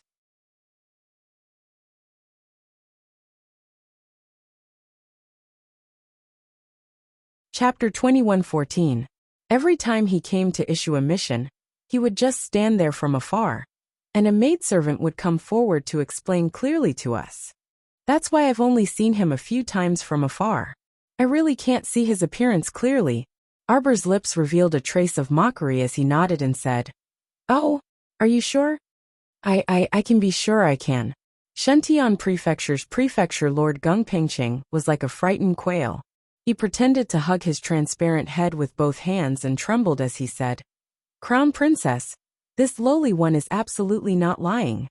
Arbor's gaze became exceptionally deep and cold as he swept a glance at Gung Pengqing. With a wave of his sleeve he nodded and said, "At least you're sensible." The lotus-colored sleeve swept over Shentian Prefecture's Prefecture Lord Gung Pengqing's head, shocking him so much that his old face turned pale. Originally, he thought that the little girl's move was to put him in a situation of total annihilation. However, it didn't. She didn't do anything. It was as if her sleeve really had carelessly brushed over his head. "Husband, it's getting late. Let's go back and rest." Emolian glanced at Gung Pengqing and nodded. She held the little fellow's hand and walked out to the next room. Everyone also walked out one by one and returned to their respective rooms to rest. For a moment, the room was completely silent. Only Gung Pengqing, who was placed on the table and locked in the dungeon, was left in a corner of the dungeon, muttering something to himself. It was night. The stars were completely hidden under the dark curtain of the sky. Outside it started to drizzle again. These few days, it was as if they had entered the rainy season. Every few days, there would be a rainstorm. When they went out, they would always be wet, causing the number of small merchants and peddlers on the streets during the day to decrease by 2/3. At night, the streets were deserted. Gung Pengqing sat in the dungeon with a dazed expression, his eyes somewhat blank. At this moment, a black shadow suddenly floated by outside the window and suddenly appeared in the room. Gung Pengqing's spirit was roused.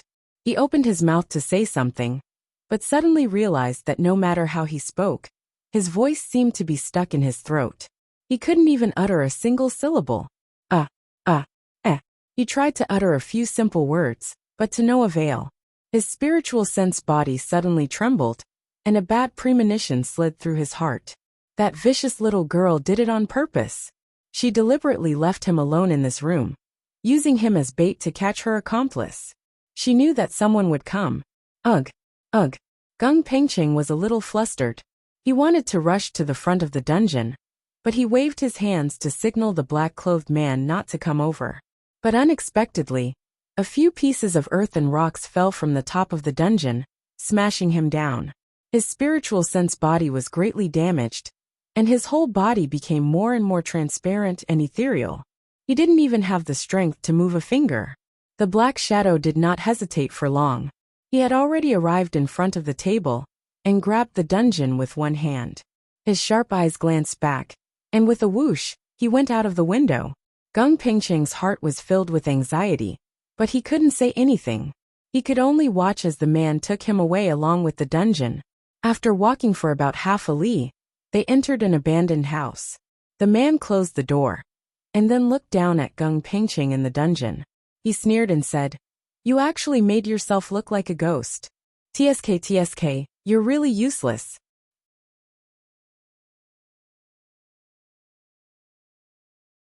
Chapter 21:15. If Master hadn't sensed that your spiritual sense had been attacked by an external force and sensed that you might be in danger, I wouldn't have been able to find you. I wouldn't have followed that spiritual wave to find you. The black-clothed man crossed his arms and said coldly, "Gung Pengqing, you're really getting worse and worse. You can't even deal with a few young people? What can you do on a normal day?" Gung Pengqing still hadn't recovered. Sitting in the dungeon, he couldn't help but curse in his heart. Idiot. If those people were really young people, would it be possible for his soul to be seized by them? Could he have become as miserable as he was now? This person didn't even know that he was in a desperate situation. However, he couldn't even protect himself, let alone the person in front of him. Gung Pengqing sighed. No wonder the little girl was willing to leave him in the room like this, and wasn't worried that he would leak the secret of her spiritual paradise. Because he couldn't do anything at all. If that girl had the secret of the spiritual paradise, and he couldn't reveal it to that person, then in the future, that person might also suffer a great loss in the hands of that damned girl. Damn it! Gung Pengcheng was very depressed, but at this moment, he was completely helpless. The black-clothed man in front of him continued to mock him. If it wasn't for the fact that you still have some use, I think Master would have given you up. But you're already like this now. If you want to help Master accomplish anything, it's completely impossible. The black-clothed man sneered. Who was that you in Shentian Prefecture? Why aren't you talking? Could it be that you were smashed silly by those stones just now? Useless thing.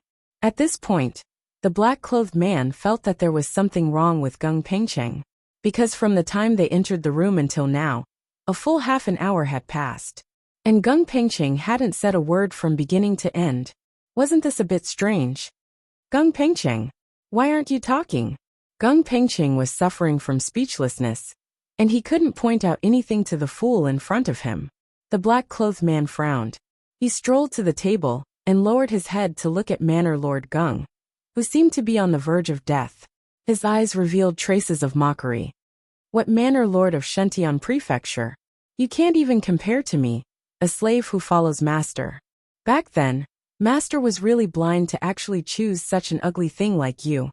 A trace of anger flashed across Gung Pengcheng's eyes. If it wasn't for the fact that he had followed that person for so many years, and was one of that person's rare confidants, he would have already died long ago. What? Gung Pengcheng couldn't help but smile bitterly. At this moment, he couldn't even lift a finger. So how could he talk about punishing the arrogant person in front of him? Suddenly, Gung Pengcheng's eyes widened as he stared at the man's back with a strange and frightened expression. His mouth fell open. Seeing Gung Pengcheng's strange expression, the black-clothed man frowned in disdain. Don't worry, I won't kill you. I'll bring you back to see Master. As for how to deal with you, it's naturally up to Master to decide. As soon as the man finished speaking, he saw that Gung Pengcheng was still abnormally frightened. He couldn't help but snort coldly, and wanted to say a few words of mockery to this former high and mighty Manor Lord of Shentian Prefecture. Unexpectedly, an ice-cold hand reached out from behind him and firmly grasped his neck. Who is your master? A faint voice sounded from the side. Make up for yesterday's 2 chapters.